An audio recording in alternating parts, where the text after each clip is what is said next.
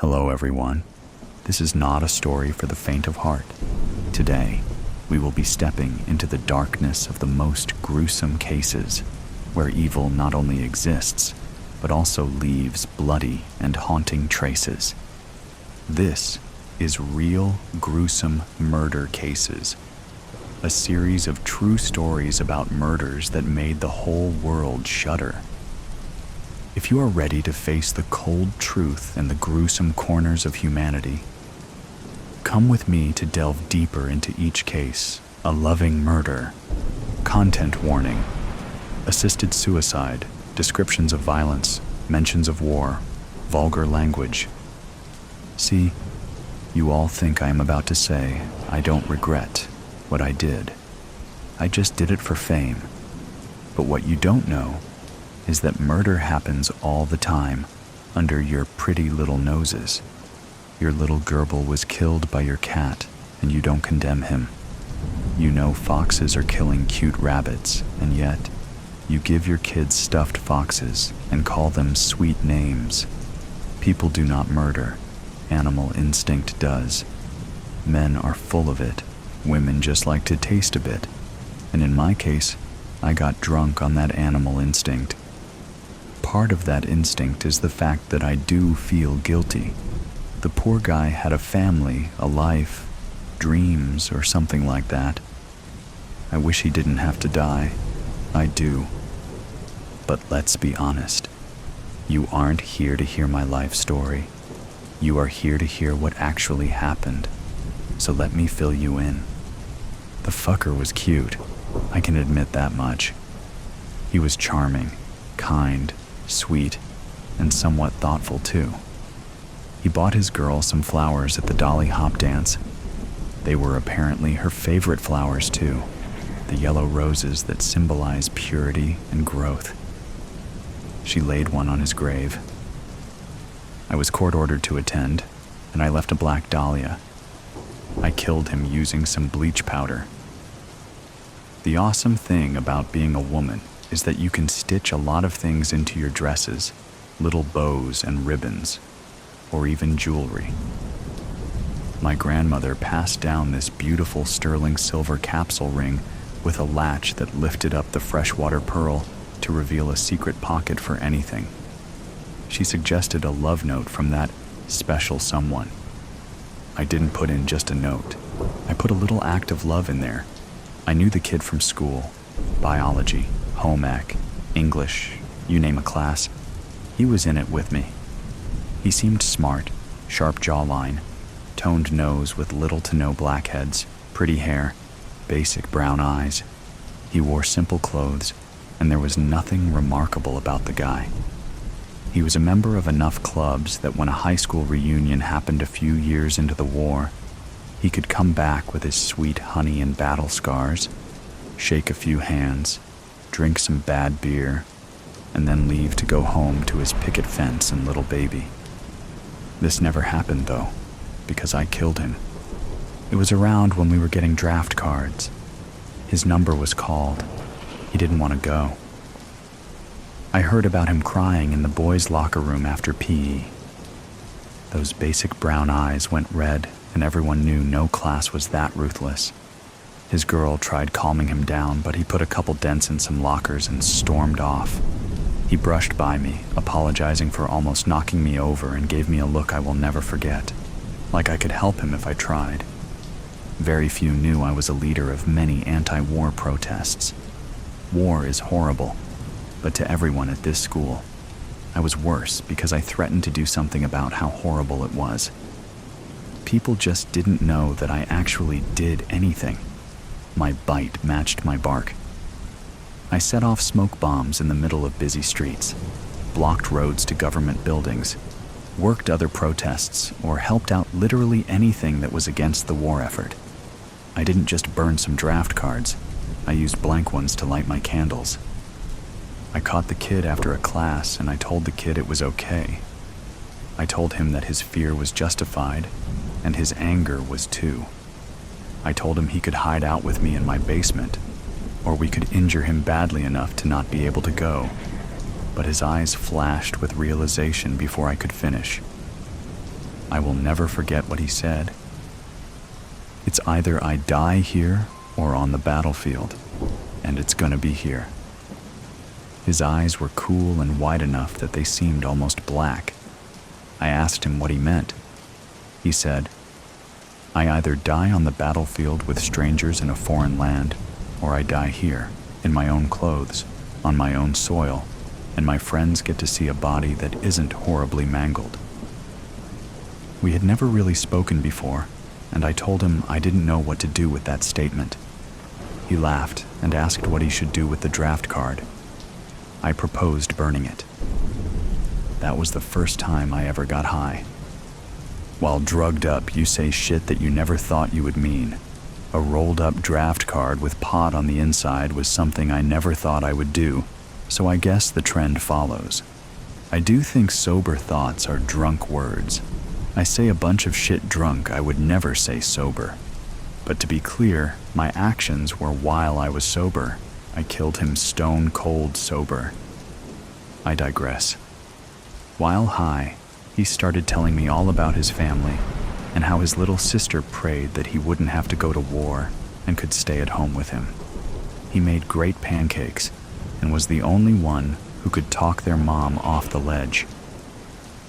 He started rambling about Jesus and how he wouldn't want him to go out like this, but America was Jesus's baby or something, and that meant that dying for America was just as bad as suicide. I took a long, contemplative puff, and then I hit him with this. Just do it yourself then. If Jesus doesn't want you doing it to yourself, but dying for America is just as bad, then end it now. Less blood that way. A prettier casket. He took a puff, and I saw the lines on his face pull taut with thought. I could see him smile at the image of his sister, but that happiness burnt out at the thought of the death message. I wasn't being serious. Death was so close to all of us we mentioned it in one way or another. But the way he hunched over himself like he was already leaving me behind proved that he wanted out. He took another puff before he said, "All right," and started plotting. Now I want to make something very clear. I am not an angry person. The kid was just as enthusiastic about dying as you would be about planning a party while your parents were out of town. It was all up in the air until it wasn't. Until he caught my ring and said it could be a murder weapon. Said I could put some poison under the pearl and let loose when he least expected it. Until he kept making me promise I would kill him no matter how hard he begged otherwise. It was in the air until he wrote his notes, said his goodbyes, sold his shit, and made himself look like the loveliest boy you ever did meet. It was 3 days before he was supposed to leave. 4 months had passed since our first smoke session. We never talked about the plan again. I stayed up at night wondering what was the good thing to do, and if there was even a moral compass in this situation. But I knew what I had to do. We had a blood pact, me and this kid, and I never lie. It was only 3 days before he was supposed to leave. He was packing and invited me over to smoke, which happened more and more often over the course of those 4 months as that draft card started to rise from the ashes. I think his parents even thought I was his new girl or something because they invited me to dinner multiple times. The kid taught me how to roll that first smoke session, and I started to work my magic. I gave him 1 blunt, then 2. In the second one, right before I licked the seal, I popped open the freshwater pearl and let the powder fall like snow. I let him take a puff and turn up the music. He started coughing and choking, and at first he was smiling. A big smile, too. One of the ones I thought he had at breakfast with his sister over some syrupy pancakes. Then he realized this was it. I saw his dark brown eyes panic, searching for why, but then the recognition clicked. He started to go down and almost said something. He fell to the ground in one fell swoop. I always wondered what he said. I bet it would have been a thank you. If it were me, I would have cursed myself for being so damn loyal. The odd thing about being in a room with a dead person is that their eyes don't close. In all the movies and plays, their eyes close on their own, but I had to do that myself. I didn't want his mom to have to do it for me. I thought, already come this far, might as well go down swinging. I never thought I would be a murderer, but I also thought this country was for the best of them. This all might not make sense, and I don't really expect it to. It barely makes sense to me. I think I just knew people were going to die. He decided if he couldn't beat death, he would join him. I think even part of me thought I wouldn't get in trouble for it. Like God wasn't condemning these kids with guns, rather sending them food and movies and chicks, and maybe he would do the same for me. Your question is why I did it. Now I have a question for you. Why do you not kill all the foxes for eating the rabbits? Because that is how nature works. Well, war isn't natural, and yet to spend millions on it and make poor people give up their food and kids for it. War is egregiously human. You murder an entire country just because you wanted power. A power that, if it was natural, would be yours already. It made national news. People were all about the war effort at the time, and I was being interviewed by every news station in the country. Little Miss Peace and Love kills. Can you be a war vet if you only had a draft card and no Purple Heart? Smoke session gone political. The last one is my personal favorite. Now I sit here in a cell with a single notebook and dull pencil that I stole from the bathroom. Someone had left it for someone else, but I took it, and I'll pay for it later with whatever stale crackers I have left. The nation hates me. I have angry letters from thousands of people, but none of them, not a single one, is a veteran. I think that's interesting. I bet it's because deep down, people know that I did something good for someone, or they know that they would have done the same thing. I regret the fact that the kid had to die. I just don't regret that I did it. I think it was the kindest thing I have ever done in my life. At least he didn't have to close his dead buddy's eyes shut. Considering he asked me to kill him, he would have passed out from just touching some blood. His note. To whom it may concern, my dear family, I am so sorry that it had to be this way. I wish I could still hold your hands like I did when I was alive. She doesn't even know that I am writing this note. Patty Schreiner, I mean. She is innocent in all of this. Her hands might be far from clean, but so are mine. I didn't let her do it because I wanted to be far from you. It's because I wanted to be close to you. I was just so scared. I didn't want to be around kids my age in the morning, and then new ones who just got shipped over at night. I was terrified looking at that draft card. I couldn't go. I just couldn't. And I didn't want your last memory of me to be while I was riddled with bullet holes and gangrene in a foxhole writing a letter home about how much I missed you. I wanted your last memory to be of me sitting at the dinner table, all limbs intact. I'm still so sorry. Patty did it because I asked her to. I wanted to go. The day after I got the card in the mail, I even stole beers from our fridge and drank myself tipsy before school. I didn't think anything mattered. I knew Patty from school. She hated the war, and everyone thought she was a commie because she openly opposed the war effort. I thought she was a communist too.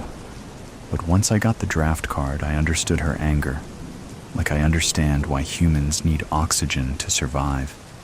She caught me after class and said that she could hide me or something, but I didn't want to have the option to be physically alive, but dead to my country, or dead to my friends, or dead to you. I knew I would die on the battlefield. Dad, you always knew that I hated sports, or anything athletic, and I was no good on my own. I wanted to die with you guys, not on my own. Please forgive me for not wanting to die on my own. The day after I got my draft card and Patty offered me a way out, we got high. I was rambling about how suicide was a mortal sin, but going into a war I know would kill me was basically suicide, so it seems like I had no options. Then she followed my line of reasoning and said that I should just do it myself, like it was a lesser of two evils thing, and she was right. So we started plotting, high, mind you, and I was just talking out of nowhere. I said something about her ring and it being a surprise. I didn't want to chicken out and not go through with it, so I told her to let me have it when I least expected it.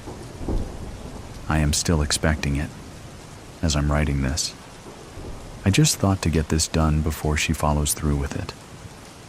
I don't know when it is going to happen, or how, or when, or even if it will, but I know we haven't spoken about it in about 5 weeks. I am supposed to leave for Nam in 2.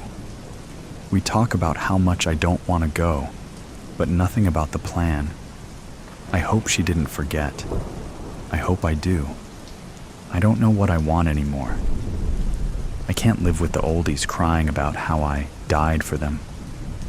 I will die because someone else killed me. Please think about that when Patty goes on the stand. And when you do remember, all I will be able to do from wherever I am is thank you for that. I love you. I love you. I love you. Please know that. I am sorry that I won't be at Sam's graduation, but I bet you will be stunning in the cap and gown. I love you more than I can say. What Patty did was because of me. Please don't hate her for it. Love, Simon. Enclosed in the note was a recipe for pancakes dedicated to his sister, written in blue ballpoint pen, Marie Antoinette. Squat, beige, and Soviet, the Marie Antoinette apartments stood against the stale gray Minneapolis sky. Irony of the worst kind, he thought, blandly ugly and unconscious. He would take exquisitely self-aware irony any day over this 3-story architectural monstrosity, classed up with tacked-on Ionic Greek columns, harsh blue LED Christmas lights wrapped inexpertly around them, canned Christmas classics pumping through the air. God, this place was only better than minimum security prison by a hair. But it was all he could afford now, so he'd just have to lower his eyes and his standards every time he approached. He tried to avoid the other people in the building, but a few of the near indigent souls, especially the family across the hall, insisted on pestering him with their lowbrow holiday cheer, the cheap gift of homemade cookies, the invitation of a seat at their dinner table on Christmas night on the flip side of a child's crude drawing of a Christmas tree slipped under his door.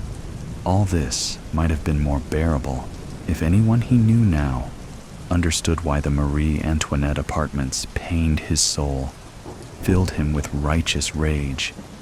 He'd certainly never get that from his obtuse, court-appointed therapist, a small, garish woman whose office and clothing reeked of TJ Maxx. So, he amused himself by using up their 50 minutes, complaining about how much he hated living there. His fingers itched to blow the place up, her told her, to set it alight. She told him there were healthier ways to channel and examine his negative emotions, so he could eventually let them go. He needed to think about what the Marie Antoinette represented to him, she told him, to look deeper, and to perhaps think about its positive attributes instead. This made him laugh hysterically. How much deeper can I go than living inside the damned building? Should I dive into the meaning of my laminate, faux wood floors and formica kitchen counters, the rancid smell of old cooking that oozes from the graying, cracked walls studded with nail holes and abandoned archaeological remnants of tape from all the miserable souls who inhabited the purgatory before me? How about the rust-stained, leaking toilet and body oil-marked tub?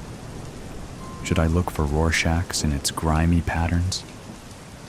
That's not what I meant, she said quietly. And you know it. Well, I cherish my negative emotions, he said, suddenly tired. They're the only things keeping me going these days. Tilda, near morning, a couple of weeks before Christmas, after one too many sleeping pills, he had a vivid dream. It started out of focus as he dragged himself toward the Marie Antoinette, bearing his usual cloak of heavy gray resignation, and pushed hard against the main door, as he always had to.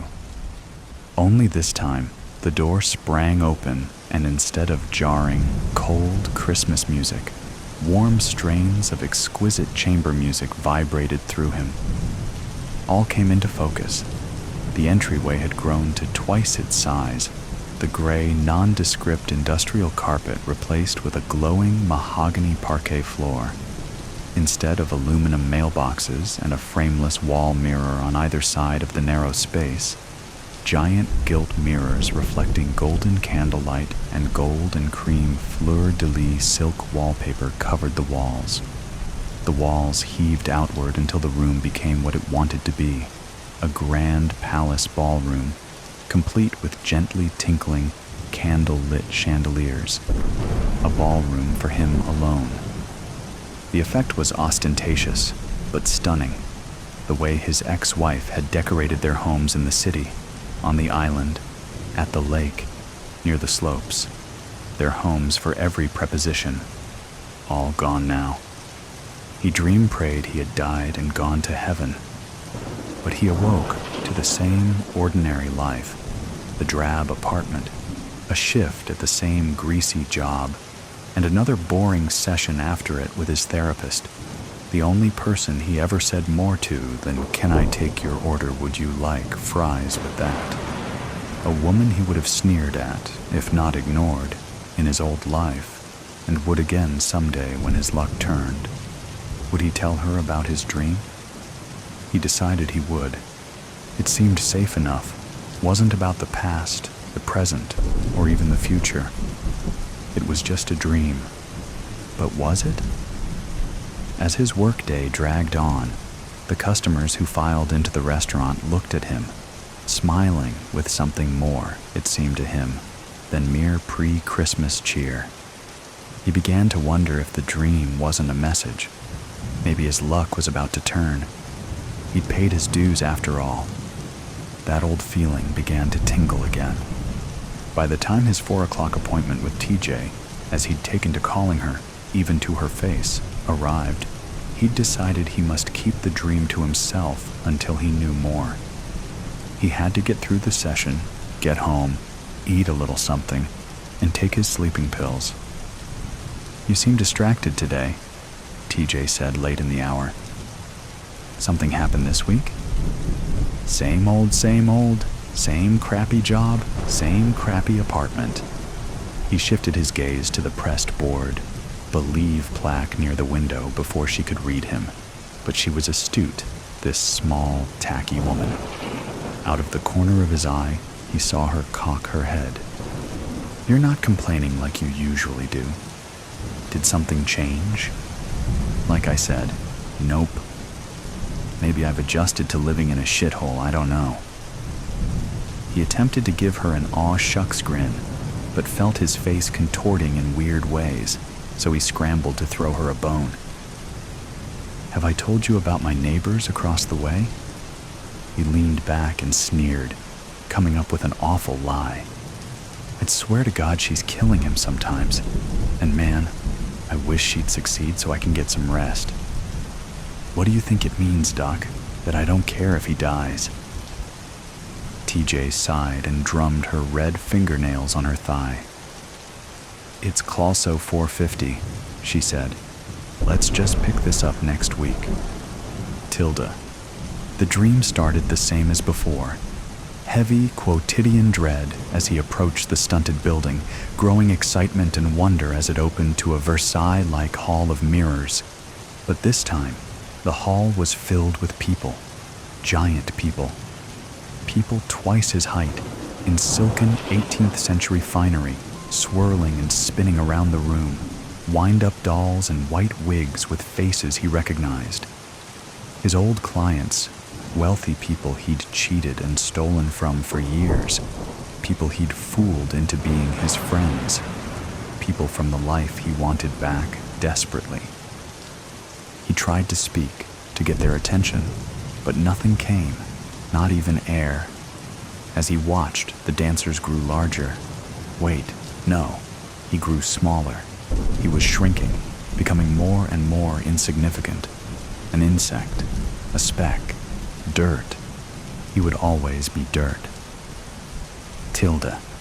He stumbled through the rest of the week, his nights vast and dreamless. TJ seemed surprised to see him in the waiting room early but said nothing. He sat on her couch, cleared his throat. "I had this dream," he said, "that my building became a palace, but one I will never have access to again." His voice shook. She handed him the tissue box. Yes. He gave her a brief description of the dream. "What do you think it means?" she asked. "Isn't that your job?" "No," she said simply, and crossed her arms, waiting. "I guess. I don't think I'll ever again have the life I had before." "I don't think," he said, swallowed. "I deserve it." "No," she said again, not clarifying what she meant, which oddly made him feel more respect for her. "So, what now?" "That's up to you." "Well, a hint might be nice," he whispered, wanting to scream. He swallowed. "You are my damn therapist after all." "Okay. What do you miss most about your old life?" "Not from in here." She tapped her head. "Not ego. From here." She tapped her chest. "Heart. What do you really miss?" He shook his head. "I don't know. Without those things on the table, nothing. I mean, I don't have kids. My ex-wife was a money-grubbing bitch, and my friends... Shit, I didn't really have those. Maybe luck. But that's not what you mean either. I know what you're getting at. But you're barking up the wrong tree." She smiled, the first full smile he'd seen from her since they'd met, before she'd gotten to know him. "I don't think so. I think you're getting somewhere. Maybe your dream was telling you more than you think. Like I've said before, dig deeper, go further. The answers are there, inside that building and inside you." He choked back a snarky, "Whatever, Obi-Wan," and nodded at her. Glancing at the clock above the door, he stood, smoothing his sweaty palms against his jeans. "Hold on." She held up a finger and smiled again. "I have something for you." He stared, not comprehending. She turned to fish something out of a paper bag, then turned back, holding out a flat package wrapped in green tissue paper and red curly ribbon. Of course, Christmas was only 4 days away. He stammered, cheeks reddening. "I didn't get you anything." He didn't know why he was embarrassed, which only made him blush harder. She laughed. "I was not expecting you to. Don't worry about it, it's no big deal." "Merry Christmas." "Merry, yeah," he said, looking down at his name. Jeb, in black marker on the paper, an inexpertly drawn holly leaf and berries below it. A feeling spread, not altogether unpleasant, replacing ungenerous thoughts about the cheesy gift she'd likely procured at TJ Maxx. "Thank you, Geraldine," he mumbled and bumbled out the door. Tilda. He worked Christmas Eve day, took the bus, and trudged home as the sun set again too early, the day again too short, carrying his fast food dinner and a bottle of California Pinot Noir he'd splurged on. It was only 4, but it felt like midnight, and his near-unfurnished apartment felt more featureless and tired and depressing than prison ever had been. Because it was his choice to leave it so, he realized. He had nowhere else to go, so he busied himself with eating and drinking, the food cold and congealed, and the wine's mediocrity disappointing. Folding up the empty, redolent burger paper and fries box, he glanced at the present Geraldine had given him, still unopened on the kitchen counter. He wasn't sure whether he'd saved it because it was his only gift, or because he didn't really care about it. Either way, he might as well open it now. He washed his greasy hands in the kitchen sink and poured another glass of wine. He picked up the gift and carefully untied the red ribbon, did his best not to tear the green paper as he picked at the tape, then slid the paper away.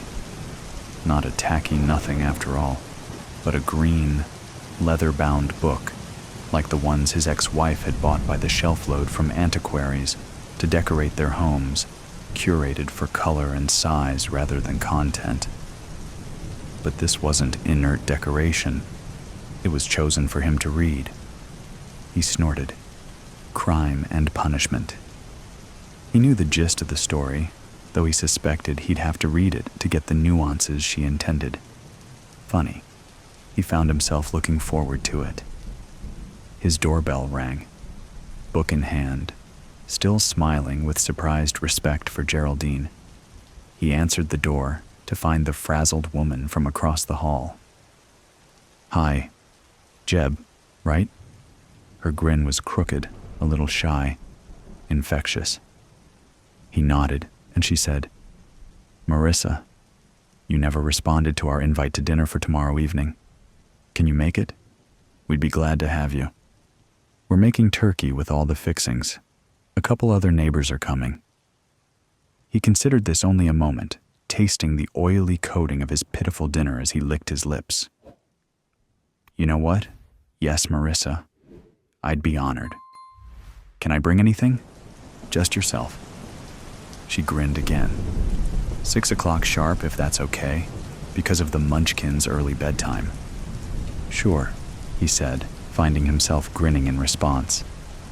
6. Great. She glanced at his book, then inside the doorway at his near-bare apartment. "Looks like a bookshelf is in order, huh? Maybe even a sofa." She laughed. He couldn't help but laugh with her. "Yes," he said. "It's time."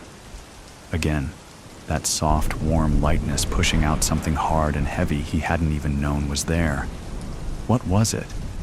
Only later, while lying on his second-hand mattress on the floor, after he'd read the long first part of the leather-bound book about young, impoverished Raskolnikov scheming and rationalizing his decision to murder a pawnbroker for her money, did it come to him. Like Raskolnikov, he'd lost something along the way, something essential and tender that had shriveled to a hard stone inside him once he began to drip Ponzi scheme money. Something poor little rich girl Marie Antoinette likely never knew her entire tragic gold-plated life. That night he dreamt again, a simple dream. The Marie Antoinette apartments remained an ugly pedestrian building, but he entered with lightness, that warmth down to his bones. He greeted neighbors in the lobby by name, delivered groceries to the housebound old lady down the hall, went into his simply but warmly furnished apartment to make himself a nourishing meal. Christmas morning, he leapt out of bed. If he was lucky, he might find gifts for the children across the hall before noon. Resolute, buy the shoes. It's okay. Screw the budget. That's not this year's resolution. You deserve this. When the saleswoman asks you if you've done much running, laugh and gesture to your midsection. The woman will blink, force out a half-baked ha. It's a reaction of discomfort, not cruelty. You made it weird. You don't know why you feel the need to shame your own body in front of a stranger, but you blame it on her Lululemon leggings and air hostess smile. She makes you nervous. Most people do. When you go outside, sit next to a man on a bus bench. He's reading a book, and you recognize the cover from an English course in college. A man's body, clad in red, knight-like armor, with a white mask where his head should be. The mask is smiling and handsome on one side, twisted and snarling on the other, with a hollow void where his eyes should be. The Mysterious Stranger by Mark Twain. Good taste. When you sit, notice how the man's eyes dash over in your direction. It's almost imperceptible, and no other part of him moves an inch. Convince yourself that the chill trickling down your spine is a sign of an early winter wind. The sweat beneath your arm says differently. Change into your new shoes right there on the bench. They're tight, but almost comforting, reminding you of the cattle squeeze chutes on the farm you grew up on. Your new shoes are white, because white seemed luxurious and fresh and symbolic.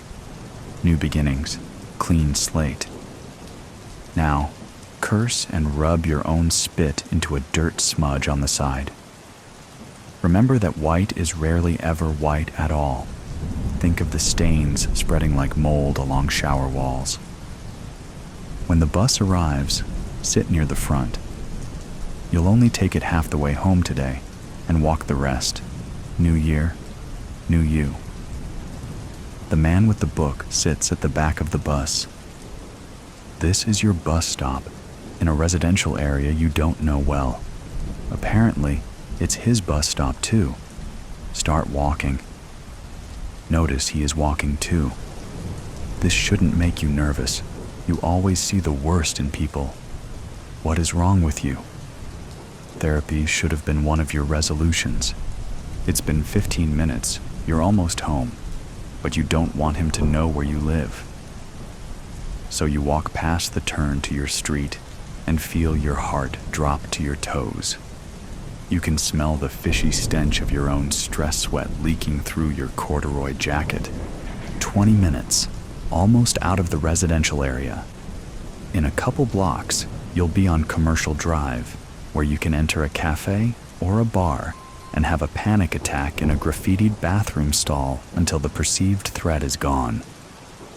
It wouldn't be the first time. When construction blocks access to the street crossing you meant to take, you'll have to find a detour. Luckily, there's an alley to your left, a shortcut to safety if anything. You just need to move fast. Good thing you bought those shoes. When you hear the man's footsteps beating at your heels, run. 2. Eat healthier. Start your day off right with his bento box leftovers. He ate all the shrimp from the noodles and the sushi on the side, but saved you the edamame. That's all right. You didn't need those extra calories anyway. Don't make all that running and fighting from yesterday for nothing. Take a bite. You're not hungry, but you don't know when the next time you'll see food again will be. The noodles are cold, and they slide down your throat like earthworms. Don't complain about the temperature. Your mom always told you microwaves were evil anyway. You crouch over the food on a cold concrete floor. You've stopped crying long enough to take in your surroundings. You are confined to a small circumference around your bed, with a chain clamped around your ankle, the other end of it welded to a rusty metal pole coming out of the ground. The chain rattles with each move you make. Your bed is in the center of a room, bits of foam scattered around it from mice chewing the mattress. Next to it is a bucket, where eventually you will have to relieve yourself, though you'll hold it in until it hurts.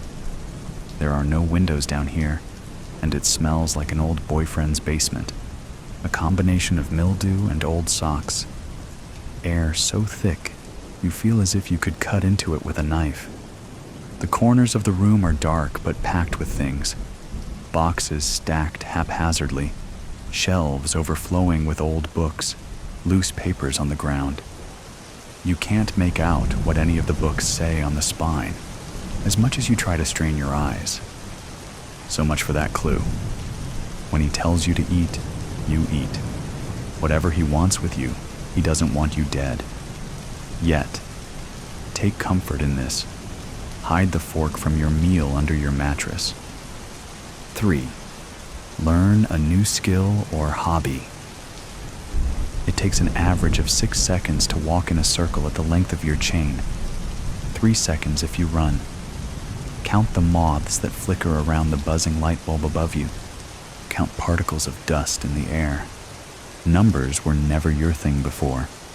You were an English major once, though that life feels light years away. Divide experiences between before and after. Before, you had a cat. He had a scratchy meow and sprayed on your laundry, but slept in the crook of your arm every night. Before, you had a crush on your coworker Diane, even though she talked with her mouth open, and you caught her stealing from the baking display 3 times. After, you are shitting in a bucket. You curl up on your mattress, thin blanket pulled over your head, and cry. Try making an itemized list in your head of every kiss you've ever had. See if you can remember the script from the 1998 fantasy movie Willow. You almost can. For some reason, this makes you cry too. Go back to counting. The mice stayed hidden for the first couple days, but they're getting bolder. Keep track of every time one skitters over your hand or foot. Of all the horrors you could imagine a kidnapping victim to go through, boredom certainly was not one of them. On what you think could be the 8th day, try something different. You know the man only enters the basement twice. First, to take your used bucket, then to bring back a clean bucket and food. You have been so busy cowering in the farthest end of your chain away from him that you haven't gotten the chance to really observe. Pay attention this time. Start counting when he first unlocks the door. He keeps his eyes on the ground as descends the stairs and approaches to pick up your bucket. It doesn't look like guilt or nerves, but rather he does not seem to regard you at all, as if you are so far beneath him that your presence can hardly be perceived. You almost lose track of your counting, mind reeling. Why are you here at all when he acts as if he wants nothing to do with you? He is as nondescript a man as they come. Brown hair, dark eyes, with short, well-kept facial hair, thin-rimmed glasses, a button-down blue shirt, recently ironed, gray trousers, clean shoes. If you ever get out of this, you're not convinced you could pick him out in a police lineup. When he leaves, he shuts the door behind him, but does not lock it. These seconds are crucial. Above you, at one end of room, you can hear a toilet flush, running into pipes that go through the basement. More water running after that. Then there are footsteps to the other side of the house. He is there for a short time. Finally, the footsteps lead back to the basement door. He has returned with a freshly cleaned bucket in one hand and a tinfoil wrapped burrito in the other. He sets them both down beside you, wordlessly, and then he is gone again. The door is latched tight behind him. 4 minutes and 38 seconds. That's how long the door was unlocked for. Don't forget this. 4. Be more adventurous. Something is different today. Another moth hits the burning light bulb and falls dead into your matted hair. The mice, your only companions, have gone quiet. Upstairs, there is more movement than usual, things being dragged along the floor. Your stomach has been flip-flopping since you woke up. Call it intuition. There is the issue of that pesky iron shackle around your ankle. You made a valiant effort by nibbling off your toenails and using them as lockpicks, but they were too soft and bendable. You thought about breaking your ankle, but your heel would still be in the way. So now, you turn to the other end of your restraints, the metal rod coming out of the basement floor. At its base, it flares out into a square plate, with large iron screws holding it down into the cement. The pole is speckled with a dusty red rust that follow down the first couple links in the chain. A memory flashes in your mind of you as a young girl, loose braids and dirt smudged over your summer freckles. Your dad had an old Chevy parked on the edge of the horse's pasture, weeds growing through the windows. You tried, with all the strength in your little arms, to open the door, but the handle snapped right off and sent you flailing backwards. It left red on your hand, and you thought the car was bleeding. There could be hope after all. You take your shoes from where they've sat dutifully by the bed and put them on. Pull the chain taut and kick near the base where there is the most rust. Kick again and again. The rust stains the white of your shoes. Take a break to wipe frustrated tears from your eyes, then try something different. Pull the chain towards you, taut again. Push your feet against the chain. Harder. Your legs begin to shake, and the chain bites into the flesh of your palms. Grit your teeth. Keep pushing. It bursts. You gasp, collapse to the floor, and weep. It's refreshing to cry from joy for a change. When the man comes to change your bucket, sit in front of the pole. Don't let him see you've escaped your shackles. The man raises his eyes to meet yours, and you can suddenly feel every single hair on your body. This is the first time he's looked at you since you were taken. It doesn't last more than a second, but you are shaking. He heads up the basement stairs, bucket in hand. Shake off the chills. Let them roll down your spine and out of your system. It's now or never. With clammy hands, pick up your broken chain and cradle it to your belly. Quiet. You can feel your heat thumping against your ribcage, and you breathe hard through your nose. Leave your shoes behind. Too loud. When you get to the stairs, pretend you are a feather, flitting weightlessly above the steps. Place your ear to the door. Try to hear past the pulsing of your own veins. The water is running. Open the door. 5. Read more books.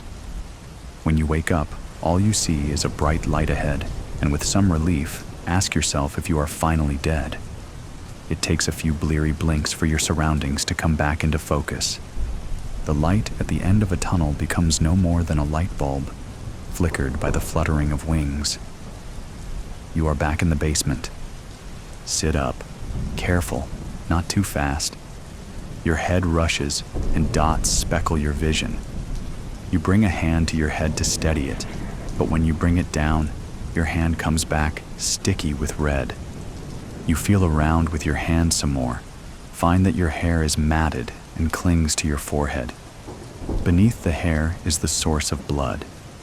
It doesn't seem to be actively bleeding much, and what is there has already coagulated. Beneath where your head was laying, the mattress is soaked with your blood. You shuffle backwards away from it as your breathing grows erratic and shallow. Try to wipe your red hand off on your jeans. The blood is already caking under your fingernails. On unsteady legs, you manage to stand up. You realize that although you are back in the basement, your chain is still broken. Look frantically around the room for a weapon, or another escape you somehow missed before, until your eyes land upon the boxes and shelves. Maybe something in there could help. You hobble over to it, dragging your chain behind you, and throw open the first box you reach. It's only paper, and as you rummage, you leave red smudges and fingerprints all over them. You aren't paying attention to the words, but an image catches your eye. You stop, pull out the paper. It's a diagram of sorts, with labels and instructions in a language you can't understand. But what you do understand is that this diagram looks awfully like a pentagram. You pull out more papers, pay closer attention. Drawings of cloaked figures, goat heads, numbers and lists written in Latin and other old tongues. Box after box, they're all the same. You turn to the bookshelf, flipping open dusty tomes to more diagrams of demons. You toss the books on the floor, and they land with a satisfying thud. You blink back the dots forming in your eyes and steady yourself. Above you, Footsteps are approaching the basement door. You lay back down on the mattress and pretend to be unconscious, right where he left you. 7. Appreciate the little things. You peek through your eyelashes. He is painting a pentagram in white on the floor. Beside him is an assortment of strange objects: wax drip candles, fragments of leg bones, a skull, raven feathers in a jar, glass vials of liquids and powders, glistening gemstones. It's almost comical, the most generic, vague Satanism you could imagine. A half-frantic giggle bubbles in your chest, tugging at the corners of your mouth. Bite your tongue to keep it down. His hands clamp down on your ankles and tug. He is dragging you off the bed to the floor just beside it where he's painted the pentagram. You hear the clinking of glass, the rattle of bones, as each object is arranged around your body. Then you can hear his breath above you. Feel his knees at the sides of your legs. He begins to chant. You risk a peek through small slits in your eyelid and see him kneeling over you, book in one hand and a knife in the other. You kick him in the stomach. He gasps and reels back, dropping both the knife and the book.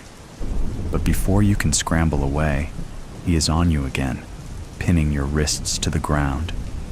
You can feel his hot breath on your face, spit flying out of his heaving mouth. He curses at you and tells you to stay down. Your fingertips brush the edge of the mattress beside you. Remember what you kept from the first day you woke up in this shithole. The fork. 6. Set healthy boundaries with the people in your life. You feel around for the metal, find its handle, grip it hard, then spit in the man's eyes. He loosens his grip on your wrists for just long enough. With utensil in hand, you thrust your arm up until it meets with his neck. The prongs sink into his flesh, as is he, or nothing more than a dense cheesecake. Now, he looks you in the eyes, and you do not cower. You hold there for a moment, driving the fork deeper in, just in case. When you let go, he takes a moment to react. Then his eyes widen, still locked with your own, and he stumbles backwards off of your body. His hand fumbles for the fork. There is blood trickling down onto his freshly ironed shirt. With a shaking hand, he pulls the utensil from his flesh, causing the blood to rush to escape the open wound in thick spurts. He holds a hand tight to his throat, trying to slow the loss, gasping and sputtering. He turns and runs to escape the basement. Get up. Follow him. As he fumbles with the lock on the door, you grab the back of his shirt and pull. In his shock, he loses balance and drops his key on the step beneath the door. He tries to grab onto you as he falls backwards, but you step quickly to the side and cling to the stair railing. Watch as he tumbles down the stairs, landing hard on the concrete below. He struggles to get back up, only making it to his knees as his movements grow more sluggish. You can hear him gargle on his own blood. He clambers towards the stairs again. Pick up the key. Your heart flutters at the click of the door unlocking. Open it. Ahead of you is a hallway, at the end of which is your exit to safety. Don't look back at the man groveling at your heels. Step out, shut the door behind you, and lock it tight, robbing hookers. When the cab struck us, Mecca ricocheted off 7th Avenue South and died. Mecca was a stupid nickname for a first-generation Chinese guy from Queens. He always said that any woman would make the journey for his love. Even dead, he looked like a heart attack waiting to happen. Maybe he lost control of the motorcycle because of a heart attack. Overeaters should not be getaway drivers. A siren wailed. There's always a siren in the city. But Mecca was past that siren's help, and me, I didn't want it. I picked up the bag and limped toward the Bowery. Star. At home, I sat by an open window, swatting gnats and biting my tongue as rubbing alcohol seeped into the gashes on my knees. Garbage wafted in the breeze. Everything surrenders during summer in the city. It would be my luck to rob an in-call service, then die from an infection caused by a motorcycle wreck during the getaway. A small bag of clothes and the money sat by the door.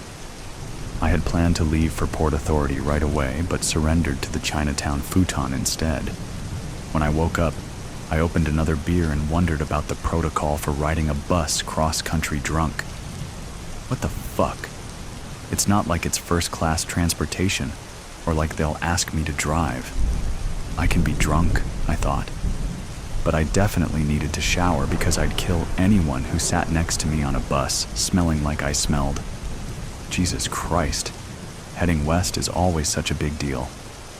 Seems like no one ever heads west without someone dying, I thought. I still think that. Mecca drove like a maniac the first night we met at a bar in the East Village. I needed someone to buy me drinks.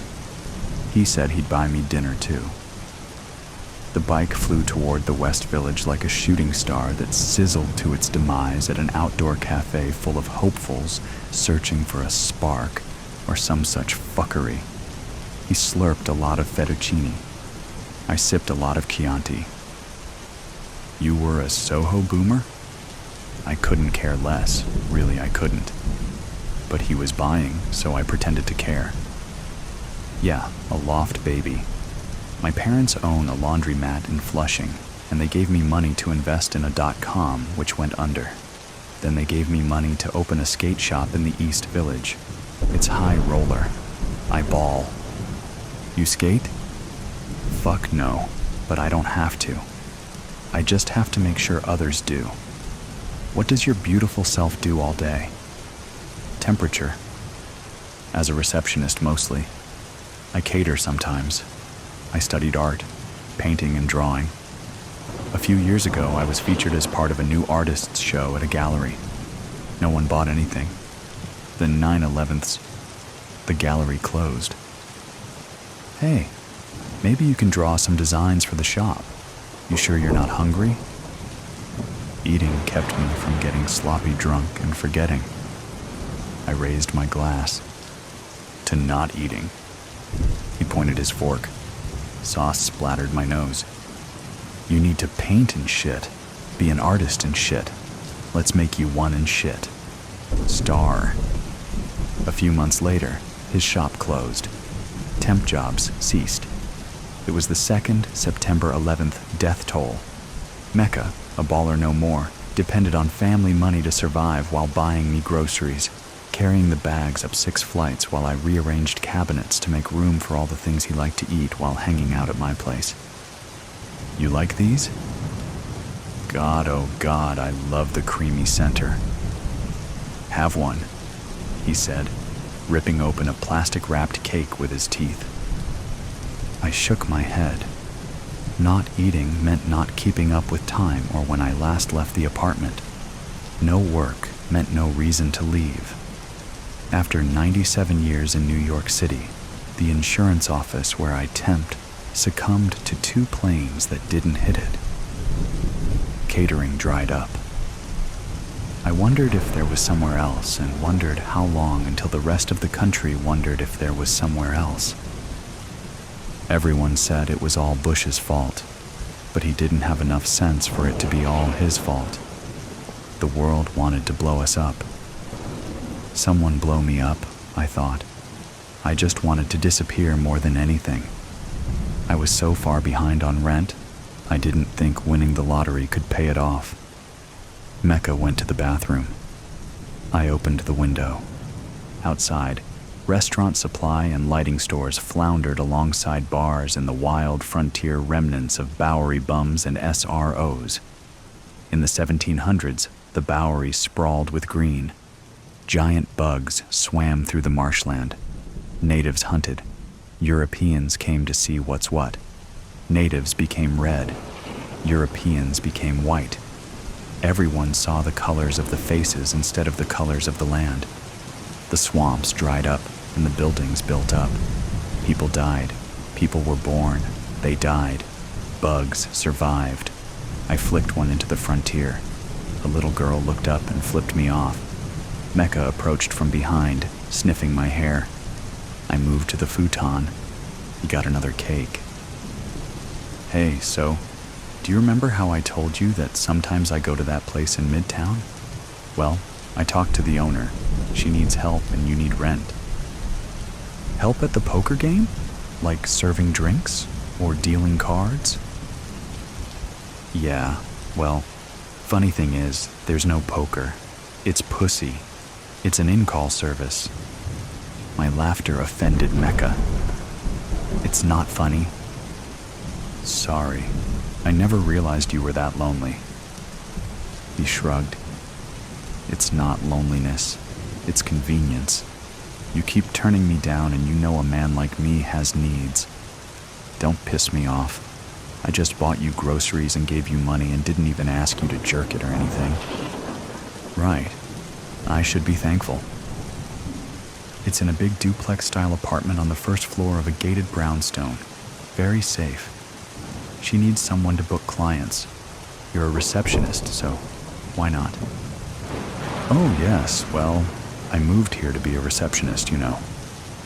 Everyone knows artists need day jobs before hitting it big, and you'd only work a few shifts a week. The rest of your days are free to paint. The money's great. You can buy art supplies. All the girls tip the bookers. Some of the clients do too. I do. Just meet the owner. So I did. Star. 2 days later, I met Tiffany's diamond at a Mexican place in Hell's Kitchen. Her skin reminded me of an avocado. She spewed guacamole when she spoke, which was often. You know how it is. Us career women can't trust small-time bitches with the books, plus we gotta watch our men. Jesus, ain't it awful? How many times did one of my true loves spend my money, then turn around and tell me to fuck someone for more? Glad I run things now. I really did not have a reply for that, so sipped my beer, hoping a nod and a smile sufficed. Cops and politicians are some of my best clients. I have top-notch security too. You'll be safe. Coming in as a phone girl shows initiative, and if you want, you can take some clients too. You got a not-so-hard look that men like for the girlfriend requests. All my girls look like whores that have a side job as gladiators, though you and I both know a man will fuck this here burrito if nothing else is around, she said, bean juice dripping down her chin. Just keep it in mind. For now, I'll show you how to know who's a legit client and who's not. If you keep things classy, you know, keep the towels and soap stocked so the girls can wash their pussies, we'll get along just fine. She smiled, trying to use one of the tortilla chips as a toothpick, then ate it. That might be the moment I decided that I hated her. Tiffany's diamond, a hooker without a heart of gold. Star. She used an intercom for clients, and they had to provide a password after buzzing the apartment. The work was okay for a while, but I kept wondering about that somewhere else. When I realized that she didn't use cameras, and she didn't plan on replacing the security guy she fired for eating her leftover guacamole, I decided to rob her. I knew where she kept the cash. I knew where she kept her guns and knives. I knew Mecca would help me because his first-generation parents were tired of his antics. They worked hard. None of us did. Star, Mecca, and I waited by the gate for someone to exit. Then we waited for someone else to come out of the building. We acted like we'd been looking for a key, then walked in, sliding ski masks over our heads as we approached the door. When one of the girls brought out the garbage, we forced our way in, shoving everyone into a bedroom. Tiffany's reached under the couch cushion for her gun. I knew the gun wasn't there because I moved all the weapons the last time I worked. Mecca shoved everyone into a bedroom and told them sit on the floor, heads down, while I emptied out the cash from the hiding spots. I had to keep an eye on Mecca too, because he was so nervous that he forgot to pack 2 helmets. The gun shook in his hand. We had agreed not to talk. Then he talked, and even worse, he said my name. "Let's go, Lori." I knew Tiffany's heard him. As we ran out the door, she said, "I will blow off their fucking heads." But we had her guns, and we were gone. Star. I never said anything to Mecca about saying my name. There was no time. I hoped he didn't know. I hoped he died a hero in his own mind. He thought he was helping me, and he died thinking I'd show him around California. And honestly, it was my day off. And I'm pretty short, so it's not like it would be that hard for even Tiffany's to figure out I was behind one of the ski masks. So there I sat, everything done poorly, planning a new life. The sunlight bouncing off an illegal cable hookup on a roof across the street got my attention. Soon, such second-rate sunsets would be a memory. I decided to shower. California, here I come, right back where I never started from. I sang to myself, painting on the beach, working in a bar. It could be good for me. Gonna do it right this time, I thought. The thought didn't last. A sharp whistle pierced the air. It sounded like a piano falling in a cartoon. I ran to the window. Traffic lights blinked. People screamed.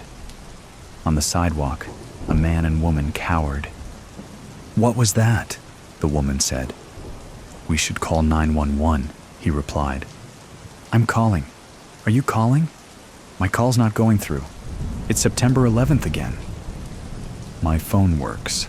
Besides, it's August. Can't be September 11th. Then it's August 14th.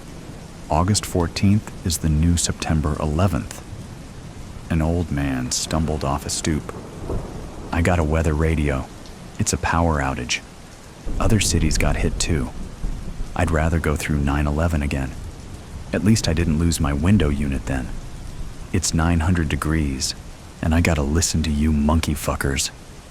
A woman walked toward the old man. "You sick son of a bitch. My mother died in the first tower." "Aw, I got a dead mother too. Typhoid fever epidemic of 1812. The arguing continued, but I had no time for it.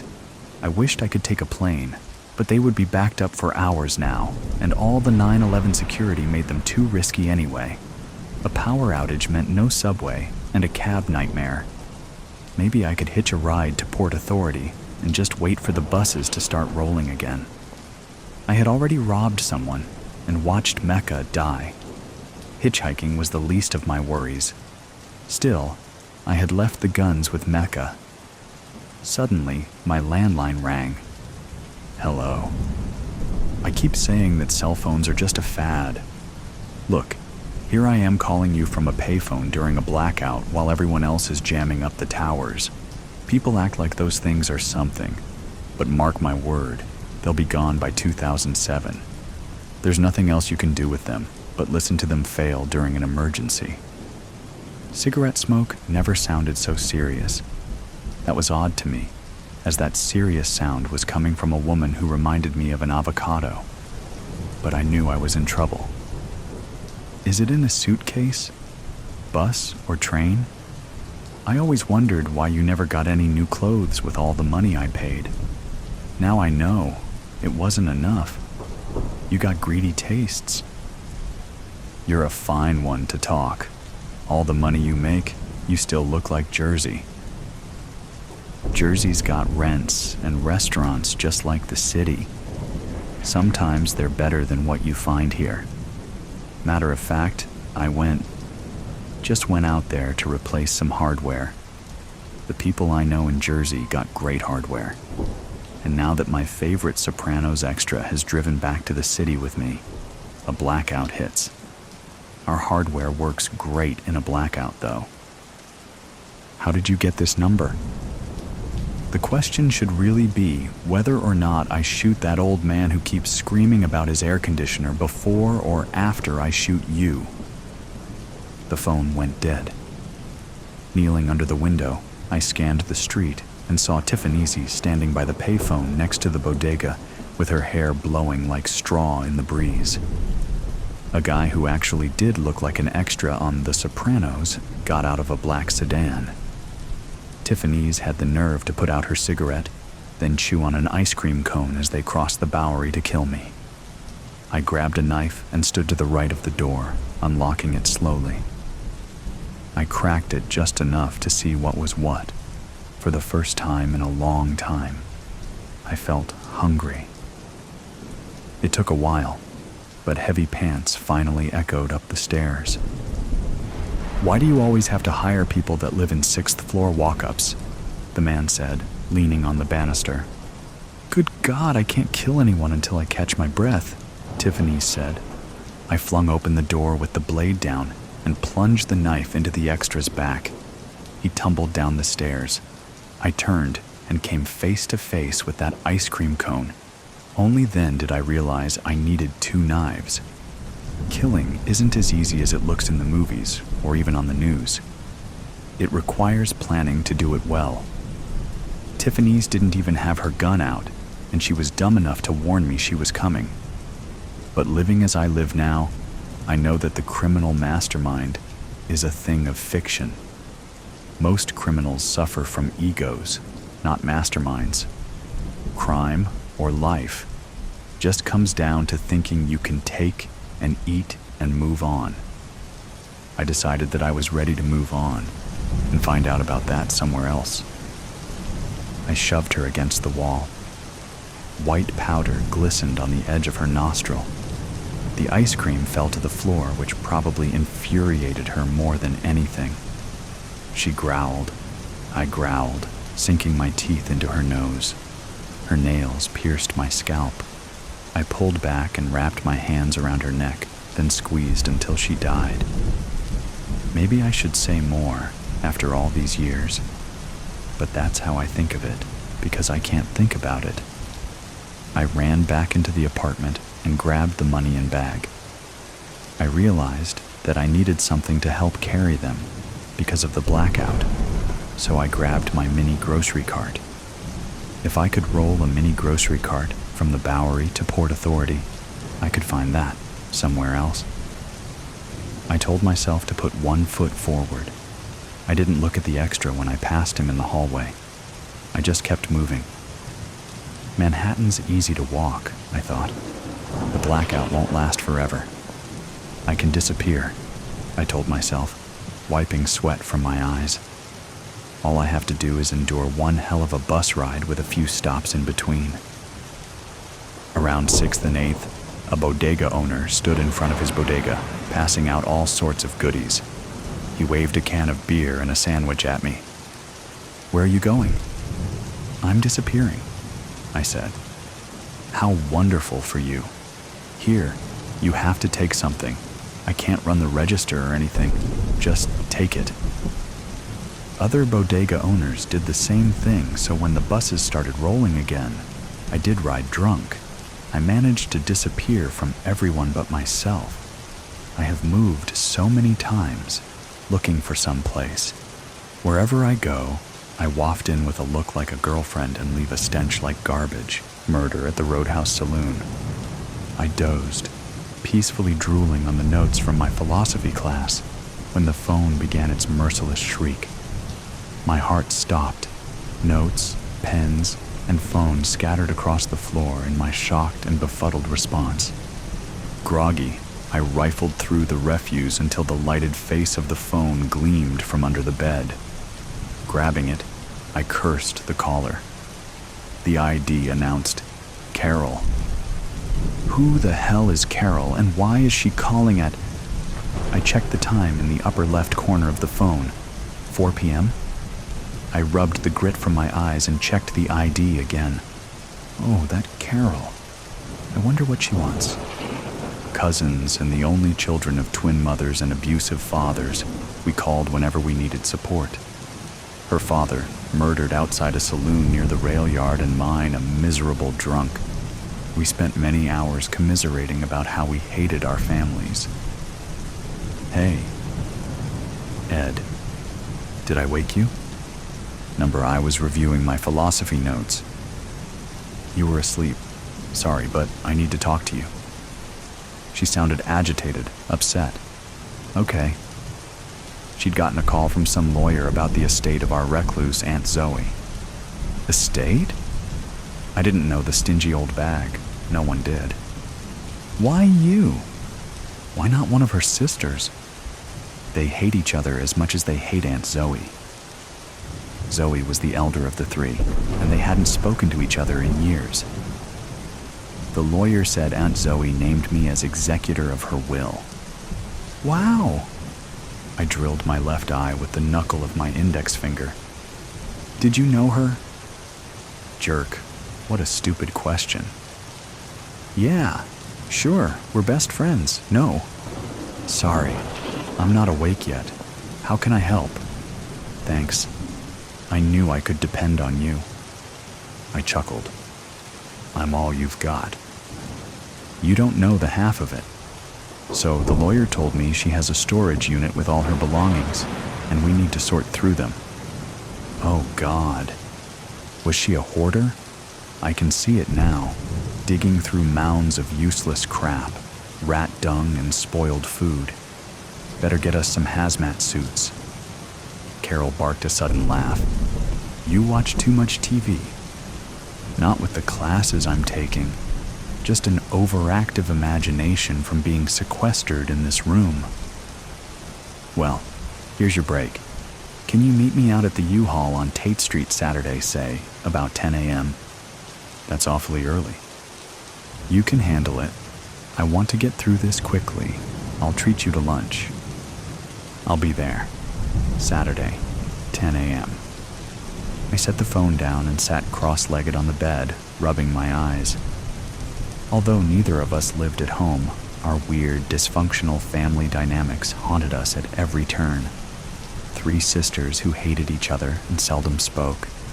The older sister, Zoe, a recluse, and the others are trapped in undesirable situations. My parents hated each other and should have divorced years ago, but couldn't figure out how. Carol's father dead, and the killer still unknown. Her mother was angry at everyone and everything, but unable to figure out why. We had temporary hope and happiness when we connected. Zoe, I'd never met her. I'd heard she was caustic and could squeeze a nickel until it squealed. Saturday rolled around and I overslept my alarm. After wolfing down some toast, I grabbed 2 lattes from Starbucks and parked outside the storage unit. Relieved that I didn't see her car, I slumped back in the seat. One of the building's hallway doors opened, and Carol sauntered up to the driver's window. I opened it about an inch. Oversleep? Number, I'm 5 minutes early.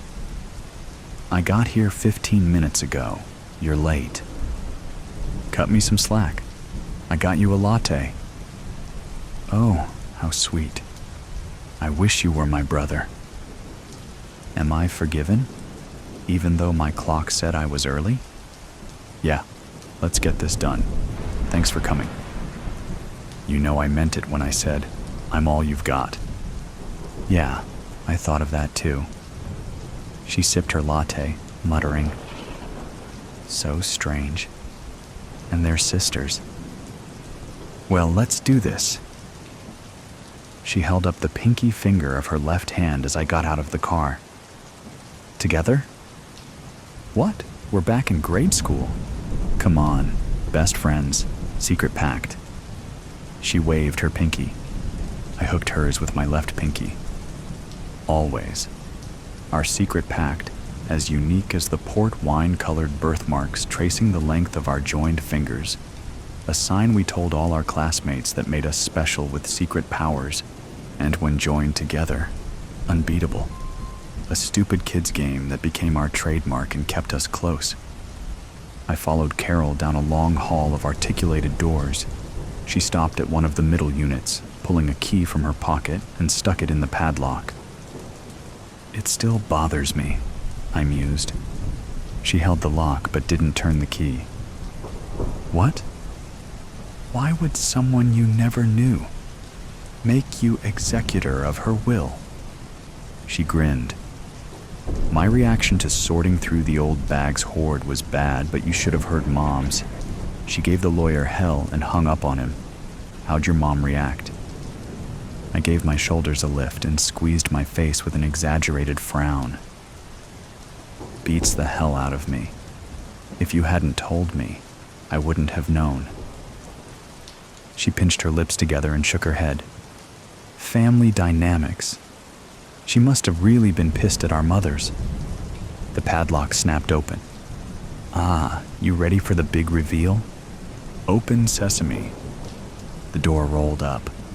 We stood there with our mouths open. You're kidding? Carol shifted to one foot, tapped the toe of the other, and curled her fists against her hips. Every exhale snapped from her lips with a soft puff. I cracked up. You certainly needed help. We stood in the doorway of the mid-sized locker, me snickering and Carol puffing, and stared at two steamer trunks standing on end in the middle of the otherwise empty unit. No hoard, no clutter, nothing but those two steamer trunks. Carol glanced at me from the corner of her eye and told me to shut up. Then she patted her hands together. Well, you take one trunk, and I'll take the other, and we'll get out of here in half the time. Whatever floats your boat. We still on for lunch? You and your appetite. And with that, we strolled up to the trunks and opened them. Years of memories spilled out in a flood of photos and letters and toys. We stood there in stunned silence. What is this? The overwhelming sight numbed me. How do we sort this out? Where do we begin? Well, I dropped to my knees. I guess we start digging. Carol nodded blankly and followed my lead. Together, we sifted through the life of this discarded person, someone we knew nothing about, awed at what we touched, held, and read. Out of this confused detritus of an enigma's life blossomed a persona of love and caring that eluded everyone who thought they knew her. In this kaleidoscope of wonder, we buried ourselves until I stretched and glanced at my watch. God almighty, we've been sitting here for almost 6 hours. It's 2:45. Carol sat back and crossed her legs, holding what appeared to be a letter. Hey. Her voice broke, and large tears began to roll down her face. You gotta read this. She held it out to me. The paper shook in her hand. A large knot twisted in my stomach. For an instant, I stared at her swaying hand.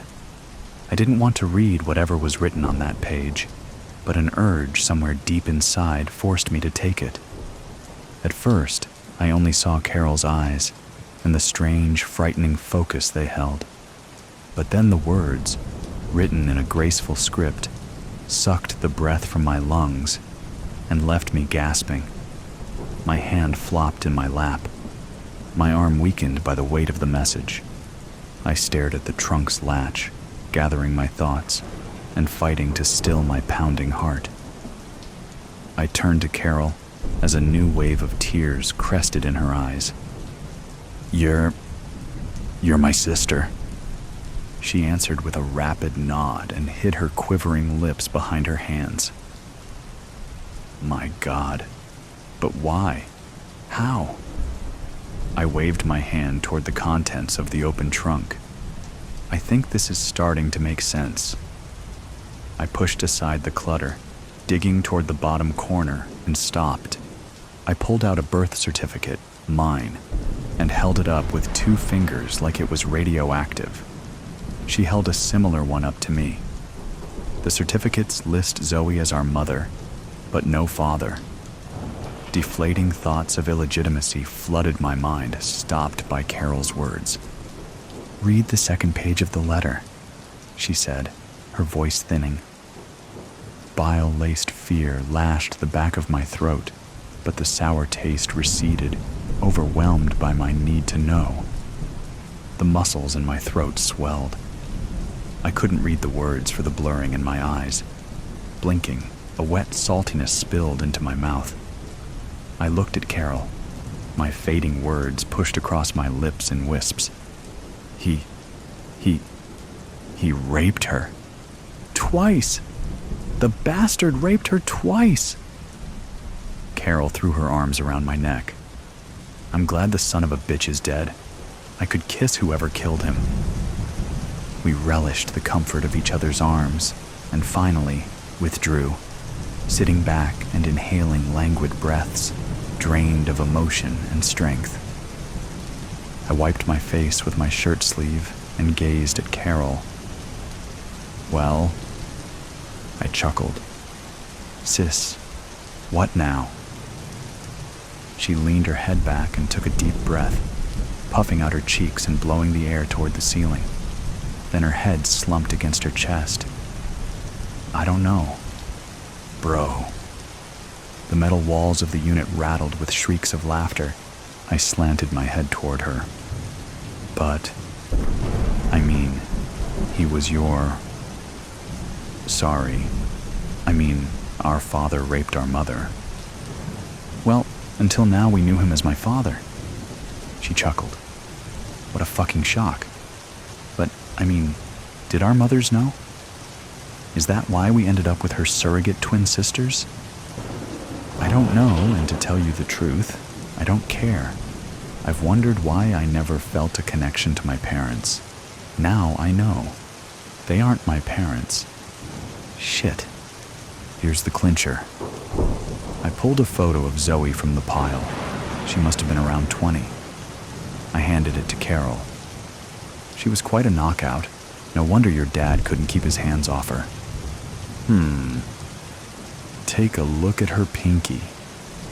Carol brought the photo closer, then studied her own pinky, and then mine. Same birthmark. A dark sadness pained me, and my eyes blurred. Carol brushed a tear from my cheek. I know what you're thinking.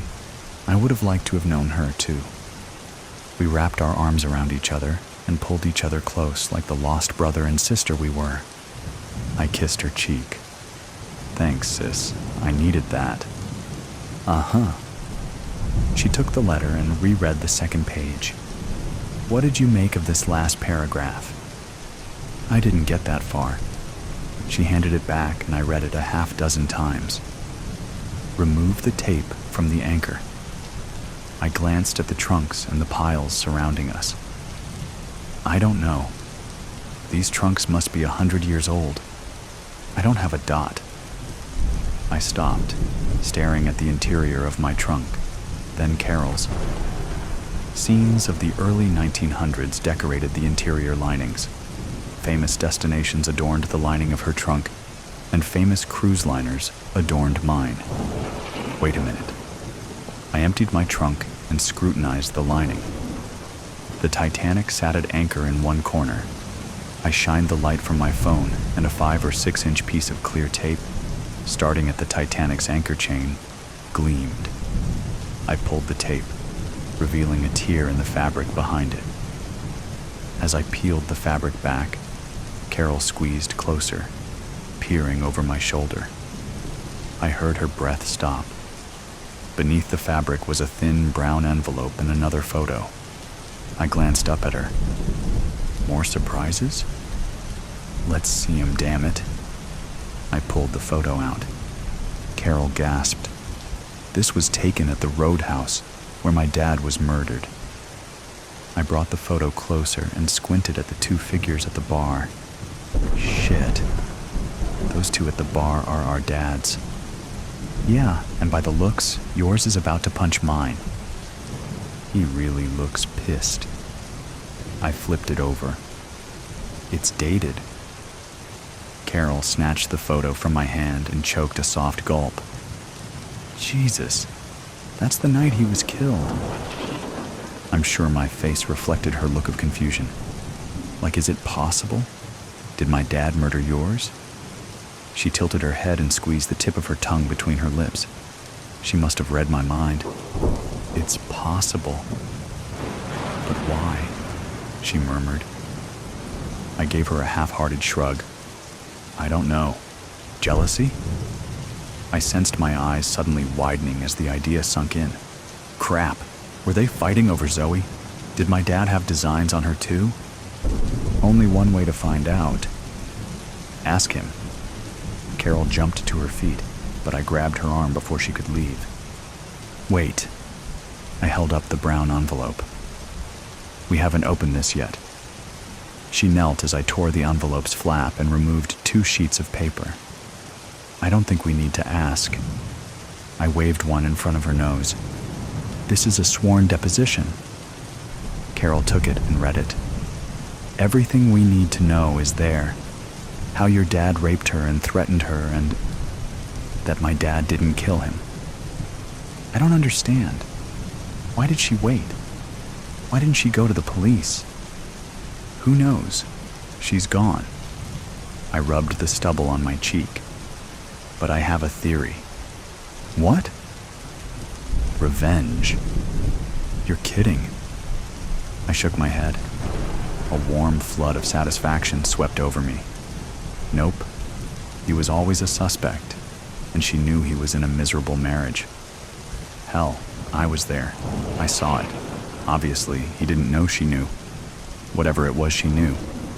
But then maybe she got more satisfaction out of watching him wallow in his own personal hell, drinking his life away, broke, living with a woman who hated him. I know Mom wouldn't leave him because she wanted him to be miserable. Maybe she knew too. He wouldn't get a divorce because all sorts of shit would come out about him. Wow, you gotta be angry to wait that long. Holy crap. My mouth dropped. What? I held up the second sheet. This is her will. Carol sat up. Did you know she was married? She shook her head. 35 years. Her husband died 6 years ago, which explains your choice as executor, I guess. Well, what's in the will? My saliva turned to sand. I shoved the paper toward her. The more she read, the wider her eyes became. She slapped the palm of her hand over her mouth. Is that a $sign with 5 zeros behind it? My head bowed toward her in 2 quick, stunned nods. Carol broke into a hysterical laugh. She left everything to us. Where did she get it? Who cares? If that ain't revenge. I turned a sober look her way. What now? It took her a long moment to contain her laughter. Then it sank in. Get a lawyer? That's a good start. I clasped my hands around hers. We've learned a lot today. Good things about you and me. I just hope her will, what she gave us, won't come between us. She smiled. Never. Let's talk options with the lawyer and... She surveilled the residue of Zoe's secret life. Come back and clean this up later. I don't think I can handle any more revelations. No truer words were spoken. How about pizza and a pitcher of beer? I'm ready. She pulled the padlock key from her pocket. I'll lock up and meet you outside. Oh. I stopped and picked up a small envelope and handed it to her. This was clipped to the back of the will. It's addressed to you. Me? She turned it over in her hand. Take your time. I'll wait outside. Carol rolled the door closed and locked the padlock. She put the key in her pocket, opened the envelope, and removed a photo. Her breath hung in her throat. She dropped it like it burned her fingers and stumbled toward the exit, but then turned, ran back, and snatched it from the floor. She stared at it, mumbling, "That's me, at the Roadhouse." She shot quick glances up and down the hallway and collapsed against the wall, rubbing the back of her hand across her lips. Closing her eyes for a moment, she rolled her head from side to side and then read the notations on the back of the photo. Dated the night her father died, the sweat ran down her neck in rivulets and her flesh turned cold. Below the date, 8 words, penned in Zoe's graceful script, closed the door to her enigmatic life. I know you killed him. He deserved it, to live a life posthumously. The casket was oak with a mahogany finish. A yellow cut sunflower lay haphazardly between the fingers of the body, the most color offered in the small, run-down church. Only 3 people entered the room. Only 3 took seats in the front aisle, chipped gas cans and matchboxes in hand. The uniformity of the black outfits made the room feel smaller, duller. The only respite was the small, almost seamless lines of dark gray thread interwoven into the fabric of each person's blazer. An imperfection, yes, but a consolation for him nonetheless. Each blazer told a different story: missed meals and burning anger, a car, a sunflower field, and unfortunate truths, old fortunes and new beginnings. That was what they were. Memories of a time when he lived, stories into the person he was. So as he watched the 3 effortlessly coat the aisle seats and checkered floors with oil, watched as the papers of his existence become pliant under the weight of the foreign substance, he thought back to a time when he simply was. The calm before the storm. It is bright and damp. A cold draft whistles through the broken roof of the rundown house. The only warmth apparent was from the overused patchwork blanket and the 2 sizes to big black blazer, the price tag still attached. Silas felt along the side of the stiff material, wincing at the tear already present from the rusted sharp metal of old Mac's wired fence. Damn it, my first big job, and I already made a mess. His father would not be happy. He got up and slipped down the stairs from the rickety attic, stopping shortly as he heard the hushed voices in the kitchen. He readied himself to flee before carefully peeking through the gap in the door. You said you would stop. You promised me you wouldn't steal or sell again, that when the kids were born, we would start fresh. Mama clenched the ladle in her hand, the remaining soup on it, slowly dripping onto the floor. Silas's stomach clenched at the wasted food. Mama never wasted food. Father seemed to realize this too, as his large shoulders seemed to shrink under his wife's eyes. The gun he was cleaning in his hands, less a threat compared to her ever-growing anger. We did. I have. But this time it was personal. He attacked this family's integrity. He questioned our worth. I had the money we could have paid, but he wouldn't let us. So we left, taking only what we rightly deserved. He attacked the gun with a new sense of purpose, the black residue coming off further, staining his stubby fingers, leaving the faint scars still visible on them to almost glow against his sunburnt skin. They both became still, the anger permeating the room colder, clearer. It felt like a line had been drawn, with one person on each side. It felt permanent. Then know this, Antonio. We have followed you around as you have shepherded us like sheep to the slaughter, purposefully ignorant. I wonder when we are dead and gone, if you will still try to talk of integrity. Silas's stomach clenched and rumbled. He wished he was somewhere else. What once was still is. It was windy and hot, the moon the only source of light. The leather shift grated against his hand as the car flew around the corner. Fuck, fuck, fuck, the police were gaining. Damn it, Silas, push it! Creed's voice echoed around the car, his brother's patience waning. It felt like he was stuck underwater.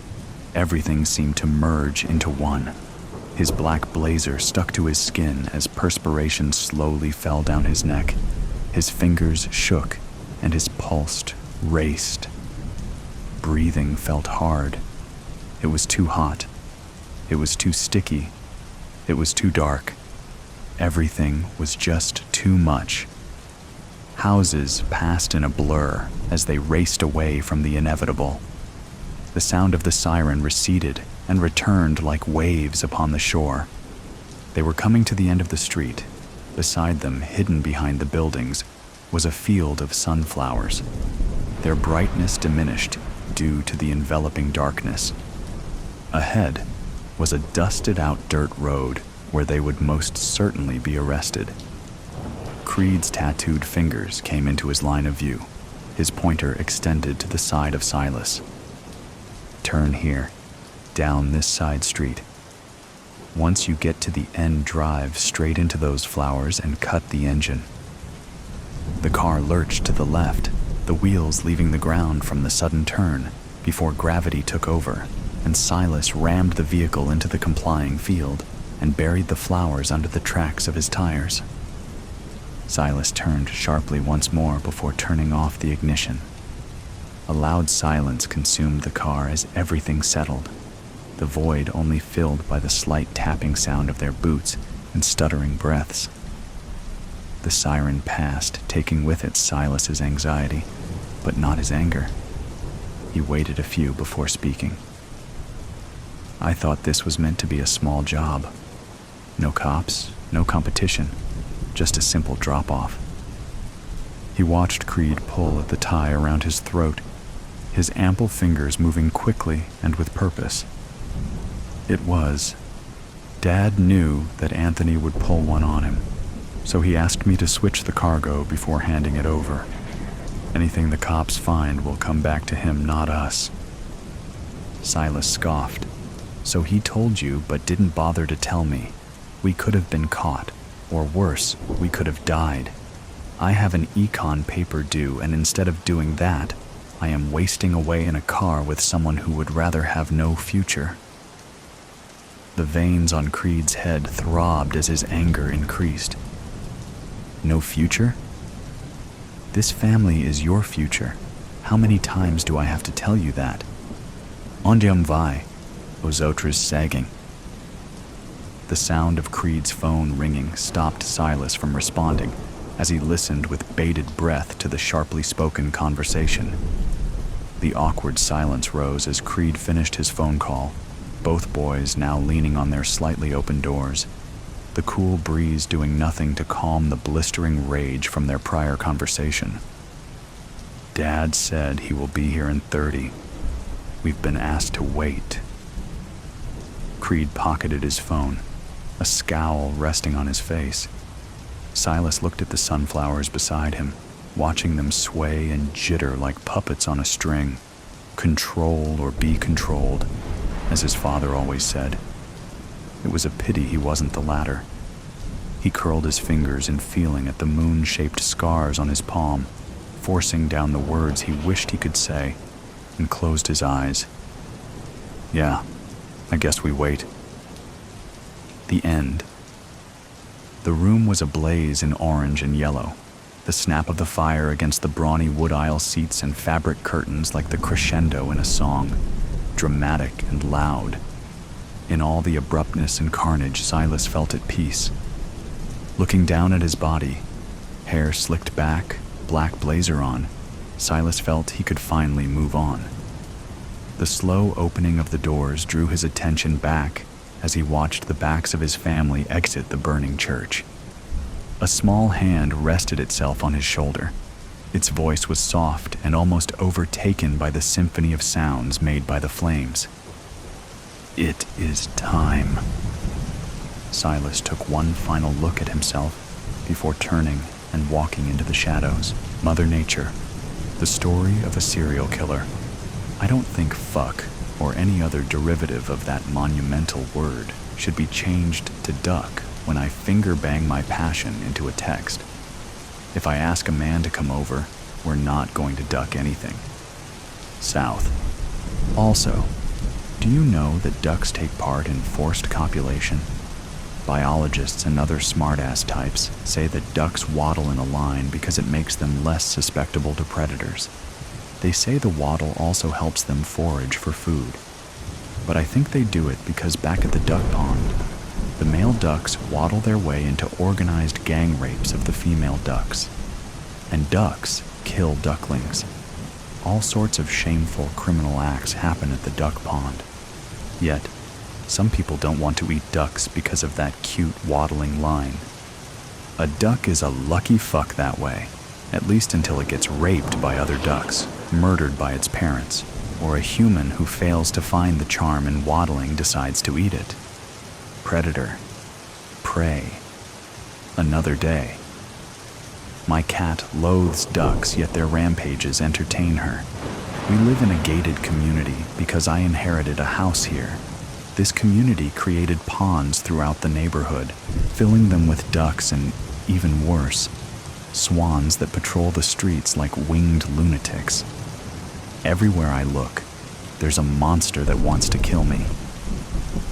This cat I took in, she struggled to rip off my face seconds after we met. Then I fed her, scratched her ears, cleaned her wounds, and slayed the fleas that tormented her. Put a heat lamp on the screened-in porch so she can watch the ducks and swans brutalize each other. She helps me too, in ways that challenge basic concepts regarding help. By the way, it's good to meet challenges head-on, but not head-first. My last hookup learned that the hard way, so avoid following self-help ideas about how you control every challenge that crosses your path. You control as much as some other entity lets you. Let me tell you how I got this cat. As I mentioned, she wanted to kill me. It began with her clawing my face, which led to the discovery of a dead man's hand. Star, don't let anyone tell you that crashing into a wall to avoid hitting a cliché in an alley equates to doing the right thing. It equates to pain, especially if the four-legged fucker waits to attack you after you exit the car. The cat I took in waited for me to get the car door open, then let me know who owned the alley. The pain of others engages the masses. They heard the surrender of steel, followed by shrieking. So they scurried across the alley from business back doors like rats scurrying across a dumpster. Several videoed me as I pulled each claw from my face and struggled to dodge fangs. As I fell to the ground, I saw one man rummaging through my glove compartment. The cat finally let go with a low growl and then ran under the car. That's when I noticed the hand hanging over the low wall of a parking garage. I wasn't the only one who noticed. "Oh my God, there's a hand over there!" someone shouted. I darted across the pavement on my hands and knees to avoid feet intent on trampling. My skin ripped and burned. I panted as the pain from the crash and the crawl began to clash. The click of heels against the ground offered a moment's reprieve from the sensation of being ripped apart. Curiosity commands the ability to subjugate fear. Victims learn this firsthand. Without this act, no one moves on. I peeled my face off the ground. A woman in black leather pants and a tight white tank loomed over me, accessories dripping off her like groupies made of gemstones. She looked like Tom of Finland drew her if he had been into women. "Your clothing is so beige. No one else can tell where your blouse ends and your trousers begin. But I see you," she said. "You're like those dangerous creatures that blend in with the leaves." "Lady, I just crashed my car. I just shredded my hands and knees to avoid being trampled. Unless you're here to help, fuck off back to your dungeon." I said, "I see you. I didn't say anything about helping you." "Well, not in the usual way." I turned back to the car, and she loomed in front of me again, though I never saw her move. "I have more to say. You and that cat both play a vital role in the call. My call. You need to help each other, which helps me. You two are going to come to a mutual understanding somehow, some way."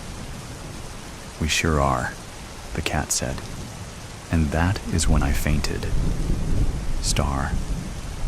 When I regained consciousness, news stations were filming the parking garage, the alleyway, and the soulless man who boasted to me that he lasted longer than other men, something he learned at an orgy for retirees. I went back to spend time with him because he was my first kill.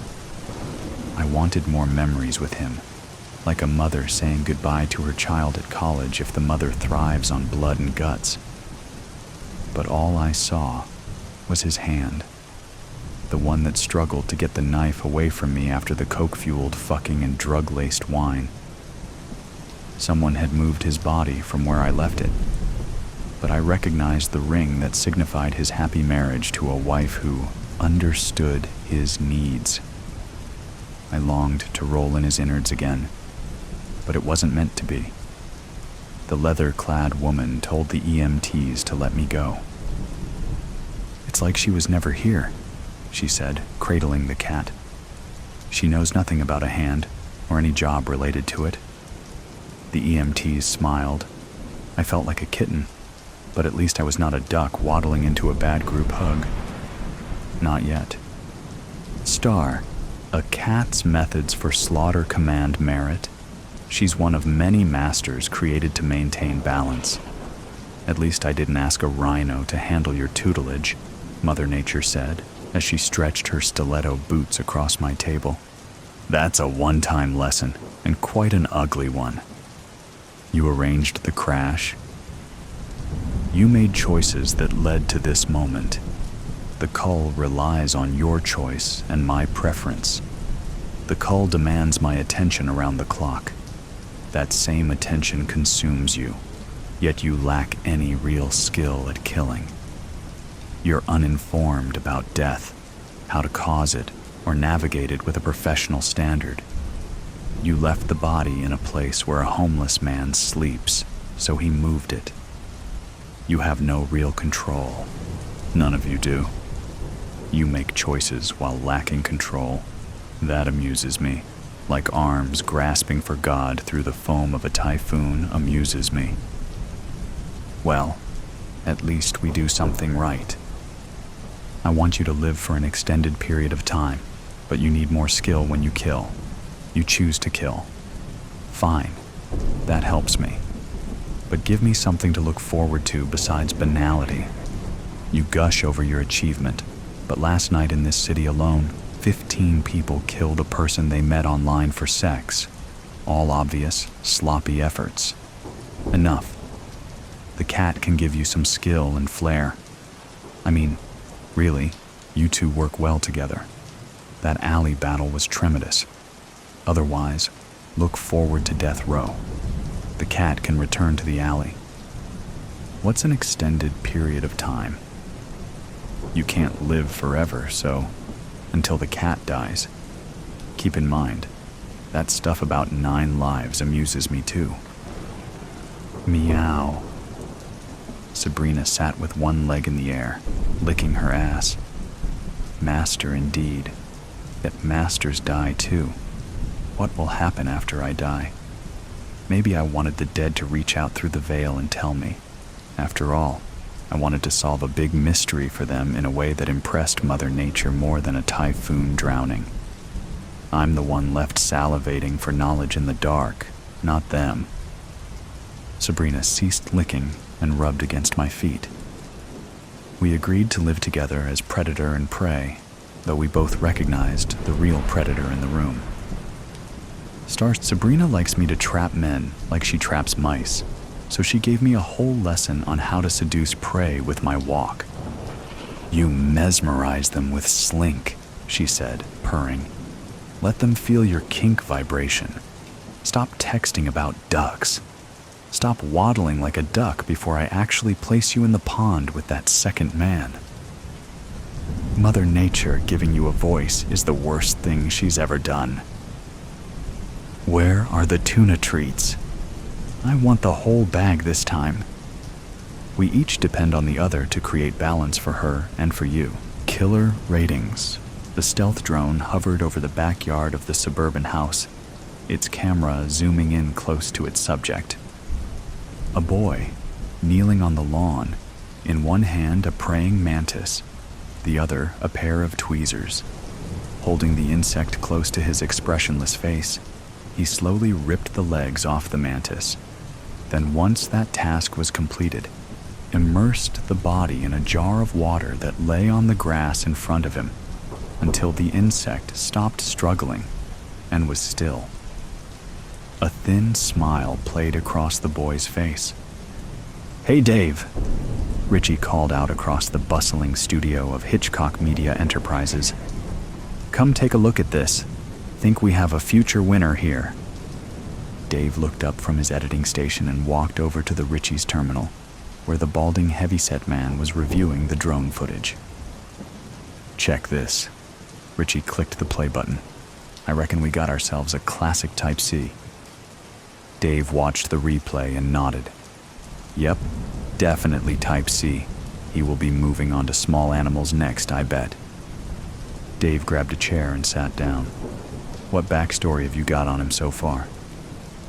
Richie pulled up a file onto the terminal screen. "Let's see. We got a 14-year-old kid, only child, with single-parent mother. Never knew his father." He scrolled down. "Mother is a Christian fundamentalist. Breastfed the kid until he was 2 years old." Narrowed his eyes. "Oh, and get this.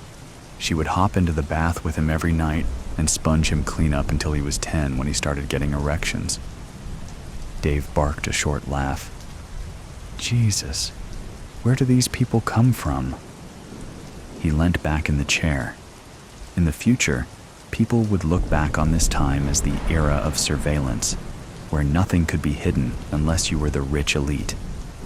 Still, it made their job a hell of a lot easier, which was to make a shitload of money off human misery. Dave liked to think they were performing a necessary evil, like a safety valve on the pressure cooker that was modern society. That made what he did a little easier, and although he still might not sleep well at night, he did sleep in a large mansion in a secure community next to a cosmetically perfect wife. Richie was talking again. Dave focused his attention on the screen. "I've run the algorithms, and the AI is coming up with a 93% chance of activation by the age of 25. "Those are good odds," said Dave, rubbing his chin. "Put a flag on his file, and we'll check back in a few years." Dave stood up and clapped the other man on the shoulder. "The fans are gonna love this one. Richie, good job as always." Richie grinned. "Thanks, Chief." Dave returned to his desk, where he was currently editing the latest true crime documentary, to be released later that month. This one was a typical Type B case, a nurse who had been stealthily killing cancer patients by injecting air into their IV drips. A pretty mundane, angel of death scenario, but HME had gotten onto her pretty quick, so the broadcasting and publishing rights hadn't cost an arm and a leg. Dave didn't think ratings would be that great, but they had managed to get some decent footage from the hospital and the journal the nurse had written, so it would be worth syndicating to make a bit more profit. HME's documentaries were some of the highest rating reality shows on Downstream, and let's face it, that's all that existed on mass social media these days. But things had been a little lean of late, and they needed a big, high-profile case. Dave considered Richie's latest find. Type C cases were always male, of low to average intelligence, with suppressed trauma from childhood caused by a family member, and would exhibit acts of violence around the onset of adolescence. The victims were usually female and involved sexual violence or torture before death. "We need another Ted Bundy, or Richard Ramirez," Dave thought. They don't make them like they used to." Dave chuckled. "Imagine if we could have got those guys to sign. We would be drowning in royalties." Still shaking his head in amusement, he wandered over to the publicity department. A tall, angular-looking woman, poring over some glossy printouts at her desk, looked up at his approach. "Hey, Dave. How can I help you?" "Hey, Jenny. Just wondering if Anthony is around." Jenny pursed her lips. "He was on sick leave, I think." She checked the screen in front of her. He was supposed to be back a few days ago, but I haven't seen him. Maybe he needed some more time off." Okay. I guess it's hard to find good help these days, eh?" Jenny laughed politely. Dave leaned against the desk. "Look, maybe you can help me. I'm trying to come up with a catchphrase for the latest doco, but I'm stumped. Jenny furrowed her brow in concentration. That's the nurse one, right? Dave nodded. And she was an elderly type as well. Her eyes lit up, and she clicked her fingers. How about the matron of mercy? Dave contemplated the idea. You know, that's great. He gave Jenny a thumbs up. It'll play well, considering all the victims were terminal patients anyway. Make for some nice, wholesome family viewing. Jenny gave an absent-minded smile as she returned to her work. Dave was just finishing off the credits for the nurse documentary when one of the interns came rushing over, flustered and red-faced. Sir, I think we have something big, the young man said breathlessly. Maybe even a possible type A. Dave pointed. Juan, isn't it? He prided himself on knowing all the names of his staff, even down to the gophers. Look, calm down. Take a seat and tell me what you've got. The intern sat down and held out a tablet. We just received some info from one of our talent scouts out in San Francisco. Female, body count of 2, high likelihood of type A. Dave glanced at the picture. Pretty blonde, with freckles and all, a real girl next door beauty. He felt a thrill of exhilaration run through him. A type A was the rarest of the rare, a serial murderer who was charismatic, highly intelligent, and usually politically or ideologically motivated. They were also the most difficult ones to get to sign on the dotted line. Okay, I'm gonna need more details here. Juan read from the screen in his hand. Gordon Calloway, the third CEO of the hedge fund Armada Londide, was found strangled to death in his penthouse suite at the Regency in LA 6 days ago. Our surveillance picked up this woman leaving the room soon after the time of death. Then she just seemed to disappear. The young man licked his lips. Then 2 days ago, a male body was found in a 4th-floor room of the Fairmont in San Francisco. His skin had been totally removed by a surgical device, most likely a scalpel. As a result, the deceased is yet to be identified. He paused and looked at Dave. The same woman was again detected by our surveillance leaving the scene. Dave raised his eyebrows. 2 different methods of killing. Now that was unusual, even for a type A. This was getting better and better. Now, you are going to love this. The intern smiled. We have ID on the suspect.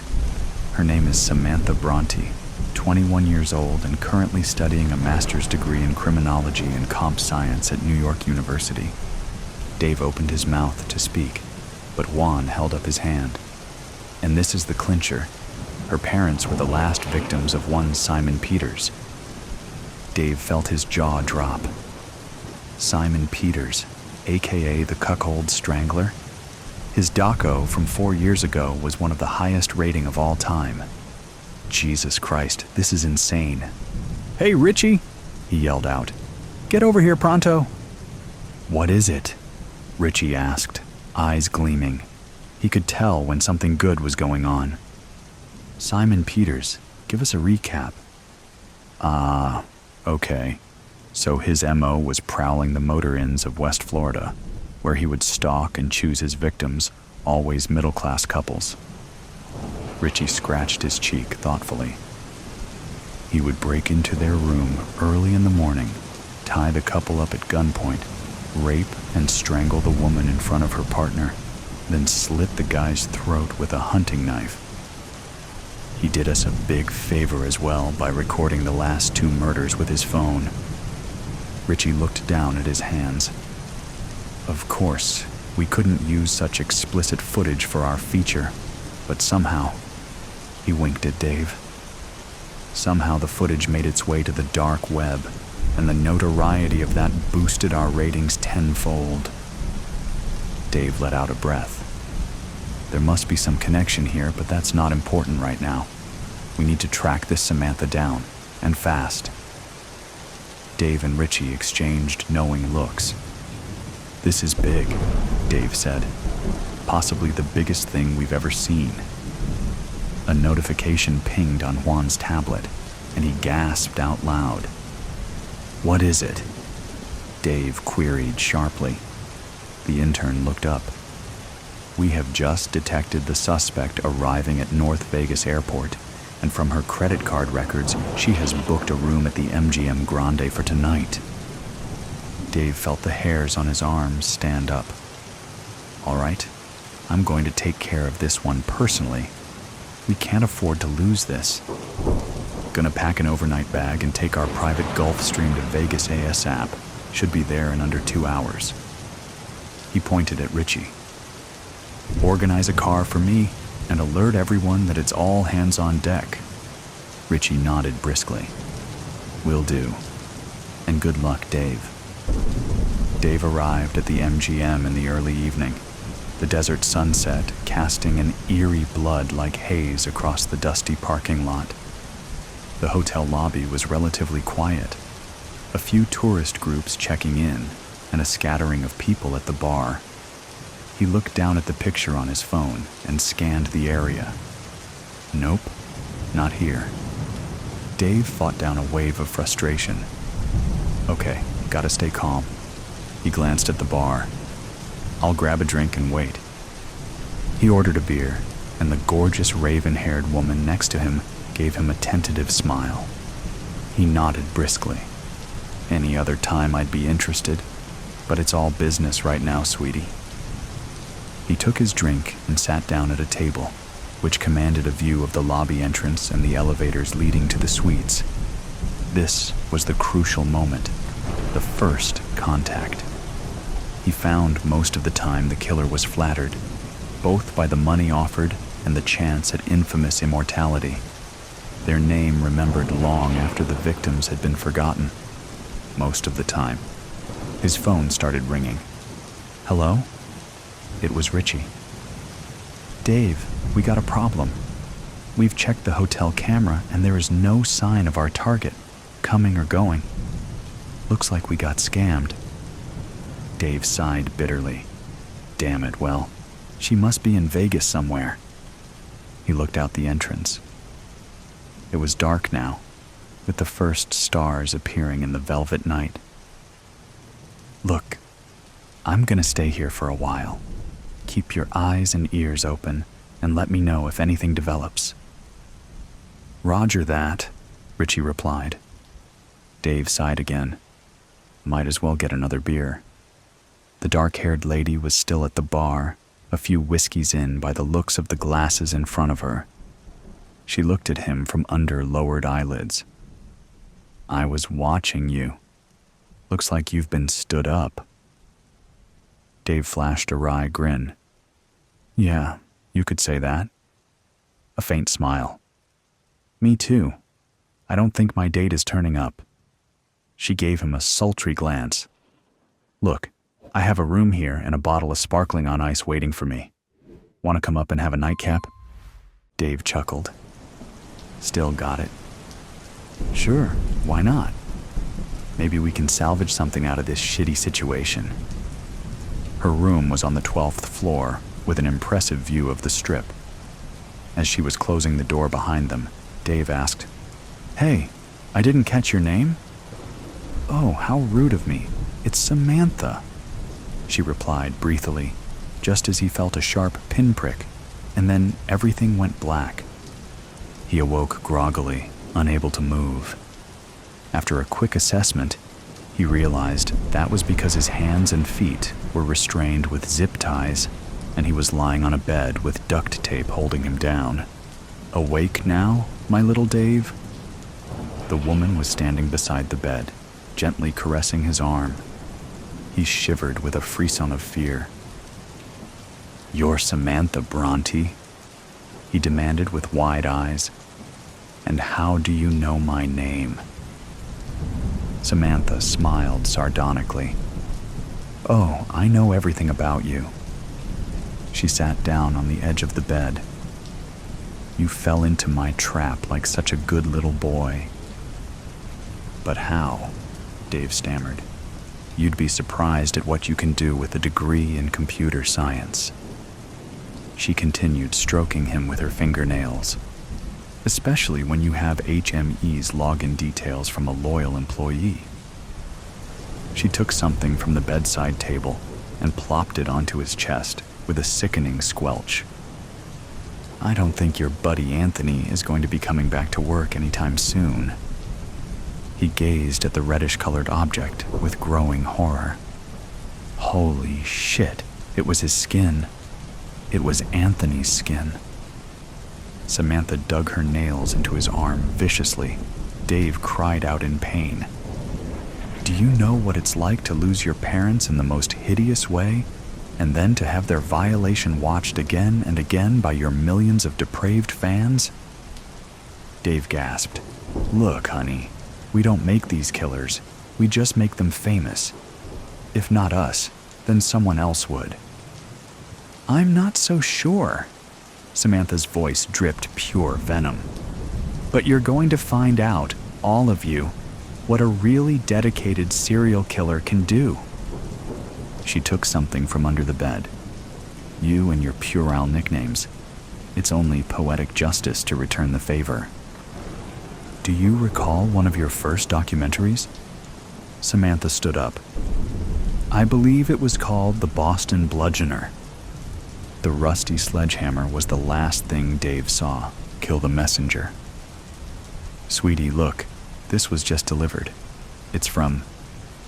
My wife reads the card while unboxing the birthday present, peeling off red gift wrapping. Your Aunt Salome. That's nice. Wait, Aunt Salome? But... ... The red gift wrapping blooms into an orange fireball. The shockwave pushes me, shoves me, throws me hard into the wall. The screams from my wife's birthday party guests are muffled, as if I'm submerged in water deep below the surface. Aunt Salome. Only I know that she is not real. Aunt Salome is the code name for my dispatcher at Zarathustra. She is my sweet old sickly aunt who lives in a nursing home in rural middle of nowhere on the other side of the country, who sends cards for Christmas and birthdays, who has a Facebook account filled with photographs of her, an actress hired by Zarathustra, with me, her favorite nephew. And where she writes bot-generated old lady posts that periodically include a bat signal code phrase to activate me. Zarathustra thinks my marriage is an elaborate cover. They think I'm an unfeeling psychopath who built a facade of respectability by marrying a wholesome suburban everywoman, siring 2 adorably ordinary children. Zarathustra thinks it's all a front, and they're right. I am a psychopath. That's why I'm an effective tool for Zarathustra. I am unfeeling about my assignments. I'm rational, precise, calculating, manipulative, deceptive, effective. I don't make mistakes. I'm a machine. But they're wrong. My marriage is not a facade. It's real. It's the only real thing I have. It's not that I love my wife and my children. Love, like any emotion, is ultimately empty, easy to fake, meaningless. But my family is an extension of me. New limbs I've grown, like a salamander. New heads, like Hydra. If you hurt them, you hurt me. If you hurt me, I will hurt you. He's a slight man, narrow shoulders, thinning blonde hair, almost bald on top, wearing small round glasses with thick lenses. He's half my height, even in the Western boots with 3-inch heels. He walks with a strange gait, as if he is skipping. There's something jaunty about him. I follow him into the office building, staying far behind him since he knows me by sight. When he waves the key card to enter his office, I step up behind him and put the silenced gun barrel into the small of his back. Hello again, I say. You... His eyes go wide behind the small glasses when I dig the barrel in a little harder. How did you... Let's go! Inside, it's a small office, but with a nice view of the skyline, well appointed with a large desk, an oversized leather executive chair, and 2 computer monitors on a credenza facing the windows. There's a fine layer of dust on the seat cushions of the 2 visitor chairs in front of the desk. No one comes to visit. So, I say, we meet again. You asked how I knew. Well, I remembered the photographer hired by Zarathustra who took the pictures of me with the elderly actress playing the part of Aunt Salome. That photographer was you. When I found out that old lady actress died from natural causes, just a week after that photo shoot, but you didn't. 2 and 2 make 4. You're part of Zarathustra. I don't know what you mean. Zarathustra? I assumed you were a flunky, but that you could lead me to the next rung on the ladder to get to my handler. But now that I see this place, clearly, you are more than a flunky. I think you're Aunt Salome. Aunt Dash, you're my handler. Sit down. He sits down behind the desk. I keep standing, gun pointed at him. Why did you kill my wife? I didn't. Let me rephrase that. Why did you order the killing of my wife? Please, I didn't. It had all the markers of Zarathustra. In fact, it's the way I would have done it. Wait, I can explain. Will you allow me? He points, index finger over his shoulder, to the computer monitors.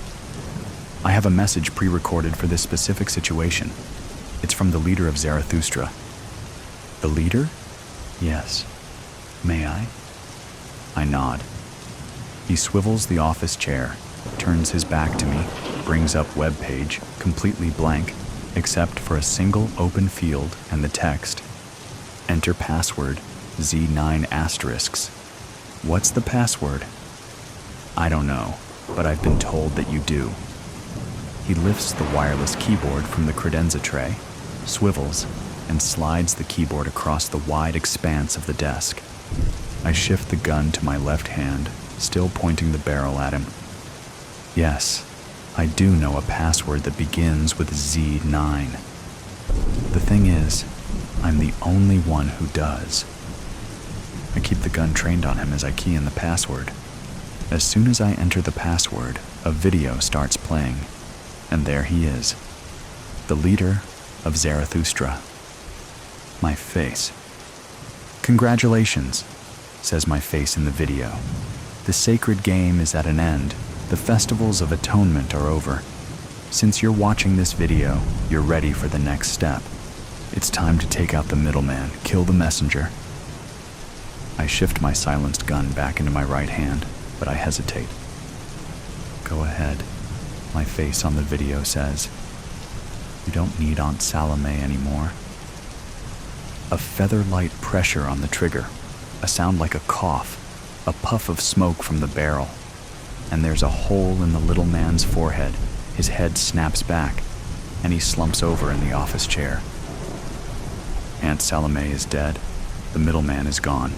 The messenger has been killed. My face says, now it's just you. Only you. All you. As it always was. You decide, as you always did. Only now you know that it has always been you making the choices. What's your next assignment? Who's your next kill? The screen goes blank. Outside the window, the skyline, the tall buildings full of people, the bullet that Esther stopped. I shot Papa square in the heart, but he didn't die. That damn Bible he carried with him saved his life. I was considerable lucky that Papa had his axe at hand and that he kept it sharp. I picked it up. It was a heavy thing, so I swung with all my might and put it right through his head. Seeing his brains made me throw up. I moved away so it wouldn't get on Papa. That would be disrespectful. Papa was a big man. I couldn't bury him like that, so I started chopping off his arms and legs with the axe. I was down to the right leg when Sheriff Culverson showed up. Wouldn't you know it? He came to arrest Papa for stealing a couple of old lady Renner's chickens. Papa didn't have to worry about that now. Hell, he didn't have to worry about the drought or where his next bottle'd come from either. I reckon I did him a favor, saving him from all that worry. Sheriff Culverson looked at me and looked at Papa. I done threw up again, so the smell was something terrible in the vicinity. I looked at the sheriff. He was a-shaking his head and had a sad look on his face. I reckon he didn't want to take a 19-year-old girl to jail. Especially me, seeing as how I was his daughter's best friend. Maybe he'll let Cassie visit me in jail. The jailhouse only had the one cell. That door a-clanking behind me sounded like what Mama would call ominous. I kinda know what that means by the words around it. Corn-tex, I think they call it. I would know a lot more if Papa would have let me go to school. He said girls don't need school. They need to learn how to cook and to clean and to please their man. I'm damn good at cooking and cleaning, but I don't think I know how to please a man. Papa was a man and he was never pleased. Oh Lord, here comes the sheriff and another man. I seen him around. Mr. King. He's always all duded up and talking fancy and smiling and swinging his walking stick around. I sure would like to catch me a man like that. I bet he don't beat his women. Not much, anyway. He ain't smiling now. I reckon I'm in a heap of trouble. Well, Papa won't be slapping the tar out of me for my sins this time. Both men sat across the table from Esther. The sheriff had placed the gun that Esther had shot her dad with next to the Bible that had thwarted Esther's original plan. The metal gleamed in the harsh light of the room, sitting as silently as the three occupants. The ceiling fan squeaked quietly, not doing a very good job of cooling off the room. The open window allowed the sunlight to stream through, and a soft breeze brought a little relief from the heat, along with the scent of jasmine and dust. The harsh, unforgiving angles that the sun cast in the room matched Esther's mood. Esther reached for the wounded Bible. She wanted to feel the torn cover and open it up to inspect the damage. The sheriff pulled it towards him and opened it up before sliding it to Esther. The soft sigh of the Bible moving across the table sounded like the whisper of broken dreams. Notice anything? The sheriff leaned back and watched Esther closely. Esther inspected the Bible. The bullet had torn through a significant portion of the Old Testament. It had stopped at the book of Esther. Yes, sir. Esther stopped the bullet, I reckon. Mr. King smiled, though he didn't want to. The sheriff nodded his head and leaned forward. Don't you find that a little odd? Esther shook her head. That's your name, young lady. Mr. King spoke. His rich, resonant voice filled the room. Dust motes danced and the breeze quickened. Yes, sir. The men looked at each other impassively, but both were thinking the same thing. The girl was thick-headed. Mr. King pointed to Esther's face. Your dad do that? Her black eye and a swollen nose did all the testifying for her. Yes, sir. Told me I should have caught a man by now, and he weren't gonna feed no old maid much longer.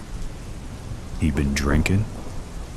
Sheriff Culverson leaned back, crossing his arms.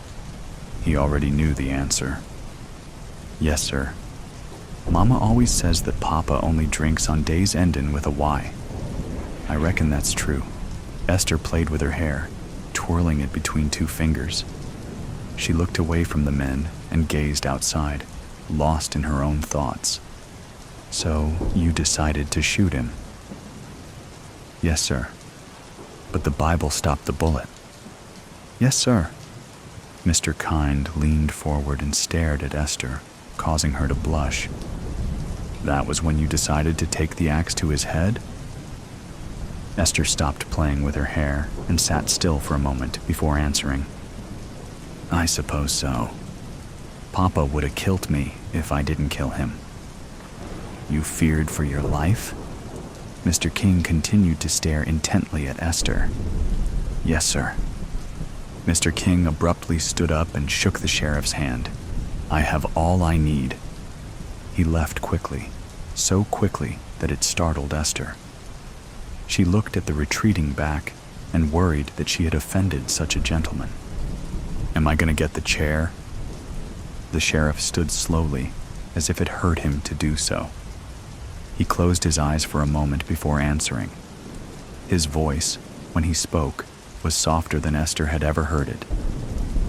Number, you'll get 25 years in the women's prison in San Antone. Minimum. Esther started counting on her fingers. You'll be about 44, Esther. Damn. I reckon I'll be too old to catch a man by that time. The sheriff felt his chest tighten just a little at those words. And Mama? How old'll she be? How old is she now? Esther paused, deep in thought. Says she was born in 1901. Then she'll be about 60. Esther nodded, standing and smoothing out her skirt. Reckon she'll take me back when I get out? The sheriff scratched his forehead and looked at the floor. I don't know, honey. I just don't know. Dusra. They're calling us heroes. The newspapers, that is. I suppose we are, but I don't know that I feel heroic. I do, however, feel a difference in me now that Papa's dead. Liberation would be the word. Papa would have hit me if I had ever used that word in front of him. Papa had been drinking, of course, and smacking Mama around. Cassie and I were hiding out in my room, wondering when it would all stop. At one point, I heard Mama scream. That's when I went out to investigate. Papa was pointing a gun at Mama. I didn't even think about what to do. I just did it. I stepped in front of Mama just as Papa shot. The bullet hit my Bible. Yes, I carried a Bible with me, right over my heart, but only when I was wearing overalls. It was fortunate that I was wearing them at this point. I staggered backward and fell. The impact of the bullet stunned me. Mama fell as well, trying to hold me up. That's when Cassie came charging out of the room and started to wrestle with Papa, trying to get the gun out of his hand. We heard another shot. Papa took a bullet to the gut. He died 2 hours later, in a lot of pain. Cassie stood and fairly sprinted out of the house. She came back a few minutes later with her dad, the sheriff. The look on his face was one that will not soon leave me. Pinched and drawn, with worry written clearly in the eyes. Mama should have never been home. She was supposed to go to San Antonio to see her sister, but Papa beat her so bad the night before that she refused to go. I believe that Papa beat her so severely so she wouldn't go. He was like that. Cassie shouldn't have been there either. Her father told her never to go to my house when my papa was around, but Cassie often defied her father. Her father was so relieved that Cassie wasn't injured or killed that he never punished her. On the contrary, he hugged her tightly and kissed her on the cheek. I had never seen him do that before. I'm supposed to write a story for the newspapers.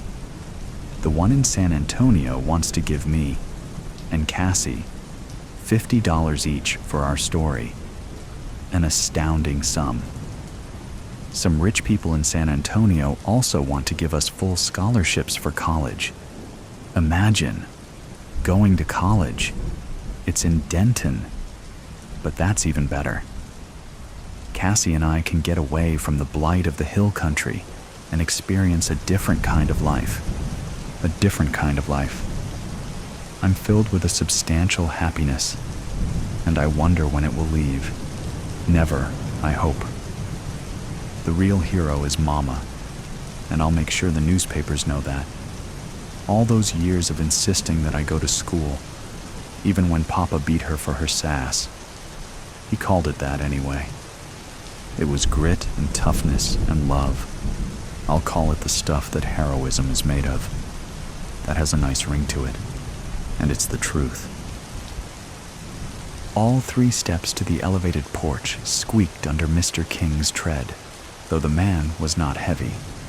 Like the rest of the porch area, they needed paint. Rusted nail heads poked out of the wood, loosened by years of neglect and hill country weather. The evening was soon to turn into dusk. Just spoke to the judge. Cassie ain't to be charged. He said she did us all a favor by shooting that man. Sheriff Culverson didn't show it, but a wave of relief flooded his body. He relaxed a little and felt his breath coming easier. Mr. King sat down and lit a cigar, offering one to the sheriff. Both men took some time to light their cigars, ensuring that they had a proper draw. This was not a task, but a ritual, and it was not to be taken lightly. The sheriff went inside his house and returned in a few moments, bearing a bottle of whiskey and 2 small tumblers. Each man filled their glass to the amount desired and sipped. Mr. King grimaced at the first sip, then took a second, larger sip. I reckon she did us all a favor, sure, but it was an accident. I'm damn happy the judge was of the same mind, the sheriff said. He took another sip of whiskey and sat his glass down, concentrating on puffing his cigar and enjoying the news.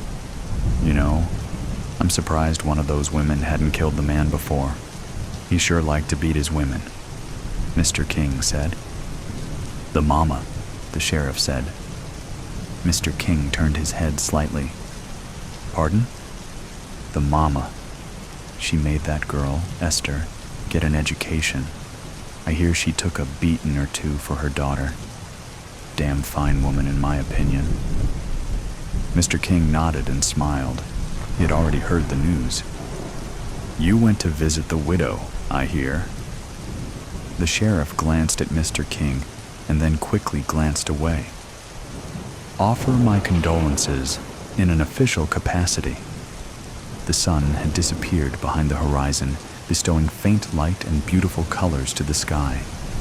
Fireflies came out of hiding, their pinpricks of light giving the large front lawn a magical appearance, as if fairies were in attendance, as if a miracle had been bestowed. You were there for 2 hours, Sheriff. That's a lot of, condoling. The sheriff turned and stared at Mr. King, his steely blue eyes narrowing a little. Mr. King laughed and hastened to explain. The old biddies in town, you know what they're like. Most of them had you and the widow making a baby during your visit. Vicious old cats, the sheriff spat out the words. Makes sense, though. You and the widow, Esther and Cassie, are best friends. They'd be tickled pink to become sisters, so to speak. And the widow's a fine, strong woman. You done have us at the altar. Mr. King tamped the ashes from his cigar onto the porch and scuffed them with his boots. He poured himself more whiskey and watched the fireflies perform their chaotic, beautiful dance. Your wife's been gone for 12 years. I reckon you grieved enough, Sheriff. I figure the widow's grieving was non-existent. Can't really miss a man that beats you, can you? The sheriff poured himself another 3 fingers of whiskey and stood at the railing beside Mr. King. He sighed and turned to Mr. King, handing him a $1 bill. I'm hiring you for a 2-minute consultation, Mr. King. Mr. King looked at the bill and put it in his breast pocket. What's on your mind, Sheriff? The sheriff paused for a moment, trying to get the words out of his mouth. I heard Esther and Cassie talking one day last year, just before Christmas. Esther was telling her that she wanted to shoot her daddy dead so he'd stop beating her mama. Well, that froze me. Mr. King looked at the sheriff, a thoughtful expression creasing his face and pursing his lips. I figure she would have done it one day, Sheriff. I guess Cassie took care of that, though. The sheriff sighed. I reckon. So why the dollar? We got attorney-client confidentiality now, right? Mr. King laughed, nodding his head. Yes, very clever, Sheriff, but I wasn't going to divulge that little piece of information anyway. I expect a receipt when you get to the office tomorrow. Yes, of course. Come by after work, Sheriff, and I'll buy us a couple of beers. I seem to have an extra $1 in my pocket. The night darkened and the breeze stilled. Even the fireflies slowed down. Soon they were gone, letting the darkness of the night have its way. Both men remained silent. Cigar smoke curled and drifted upwards past the porch lights, disappearing into the blackness. Mr. King left after finishing his whiskey. See you tomorrow, Sheriff, and I'll expect a wedding invitation. I want that receipt, young man. The rest of the night passed as it should have. Frogs croaked lazily, crickets chirped, and lights winked out one by one across the countryside. 2 young ladies were dreaming of adventures at college. One sheriff was thinking of matrimony, and one widow was contemplating the mysteries of fate and providence. The Bible with a bullet hole in it was, in due time, returned to its rightful owner. The whereabouts of the mangled Word of God is currently unknown.